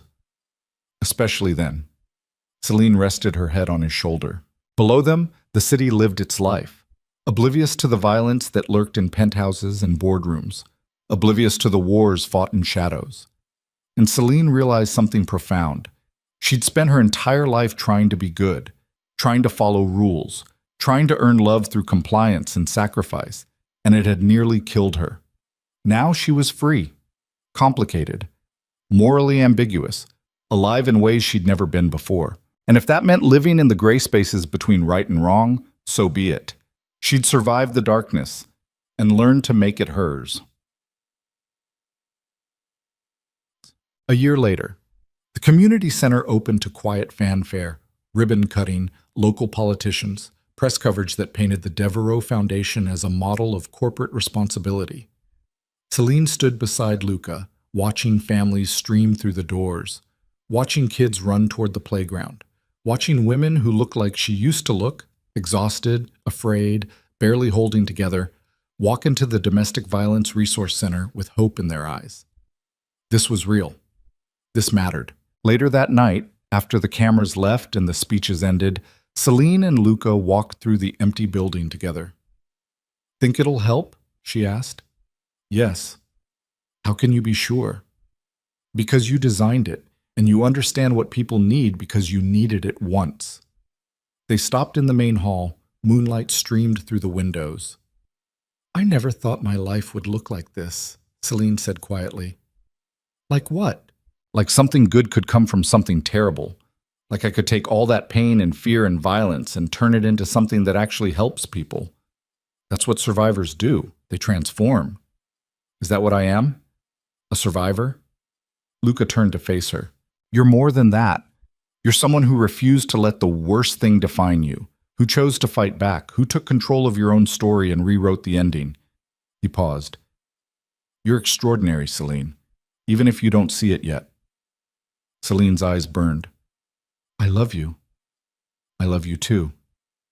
They kissed in the empty community center, surrounded by the promise of second chances and new beginnings. And for the first time since this entire nightmare started, Celine felt something she'd almost forgotten existed. Peace. Not the absence of danger, but the presence of purpose. The knowledge that she'd survived the fire and learned to forge something beautiful from the ashes. 2 years after Grant's death. Celine sat in a therapist's office, talking about trauma and healing and the long road between surviving and thriving. She'd resisted therapy for months, thought she could handle it alone, thought admitting she needed help was weakness. Luca had convinced her otherwise. "Strength isn't refusing help," he'd said. "It's accepting you need it and doing the work anyway." So she did the work, learned about PTSD and triggers and the way trauma lived in the body even after the danger passed. Learned that healing wasn't linear, that bad days didn't erase progress, that recovery was messy and slow and frustratingly imperfect, but possible, always possible. Her therapist asked about Luca. "How are things between you?" "Good. Complicated, but good." "You trust him?" Celine considered. "Yes. Not blindly, but yes." "What changed?" "He stopped trying to protect me from the truth, started including me in decisions, treating me like an equal instead of something fragile." Celine paused, "And I stopped waiting for him to save me and started saving myself." "That's significant growth." "It doesn't feel like growth. It feels like survival." "Sometimes they're the same thing." After the session, Celine walked to a coffee shop near the center, sat by the window, watched people pass by living their ordinary lives. She pulled out her phone, scrolled through photos. The community center opening, Luca laughing at something she'd said. The estate in winter, snow covering everything in white. A life she'd built from nothing, a life that was hers. Her phone buzzed. Text from Luca. "Dinner tonight?" "I'm cooking." She smiled, typed back. "Your cooking is terrible." "I know, but I try." "Fine, but I'm picking the wine." "Deal." Celine put her phone away, finished her coffee, stepped out into the afternoon sun. The city stretched before her, full of possibility and danger and everything in between, and Celine Vale walked into it with her head high and her eyes open. Not because she wasn't afraid, but because she'd learned that courage wasn't the absence of fear. It was walking forward anyway, one step at a time, toward the life she'd fought so hard to claim, and refusing to let anyone take it away again. 5 years after everything changed, Celine stood in front of a mirror, adjusting the collar of a dark blazer. Behind her, the bedroom was warm and lived in, photos on the wall, books stacked on nightstands, evidence of a life shared. Luca appeared in the doorway. "Ready?" "Almost." "You look beautiful." "I look tired." "Same thing." She turned, smiled despite herself. They were attending a fundraiser for the foundation. Black tie affair, donors and politicians and people who wanted to be seen doing good. Celine hated these events, but she attended anyway because they mattered, because they funded the programs that changed lives, because she understood better than anyone how important it was to create spaces where people could escape violence and rebuild. At the fundraiser, she gave a speech, brief, honest, about survival and transformation and the importance of supporting people who were trying to escape impossible situations. She didn't mention Grant, didn't mention her own history, didn't need to. The message was clear anyway. Afterward, donors approached with checks and compliments. Celine smiled, thanked them, played the role she'd learned to inhabit, polished, professional, competent, a woman who'd built something that mattered. Later, when the crowd thinned and the speeches ended, Luca found her on the balcony. "You did well. I said 12 sentences. You said them perfectly." Celine leaned against the railing. "Do you ever think about how we started?" "Constantly. Do you regret any of it?" Luca was quiet for a moment. "I regret that you had to suffer before we met. I regret that I lied to you.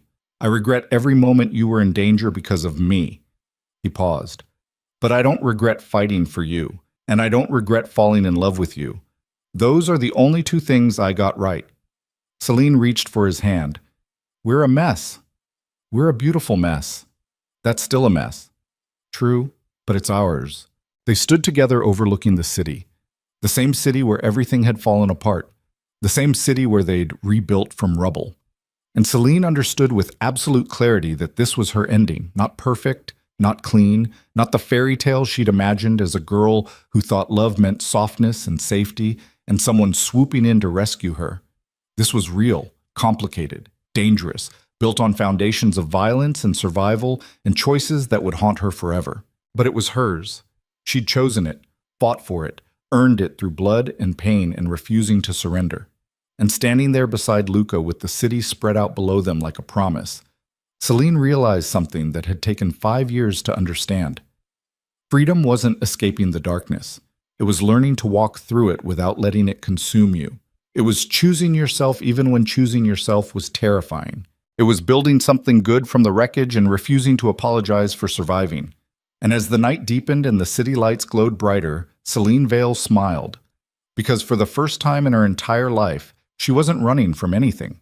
She was exactly where she wanted to be. And that was enough.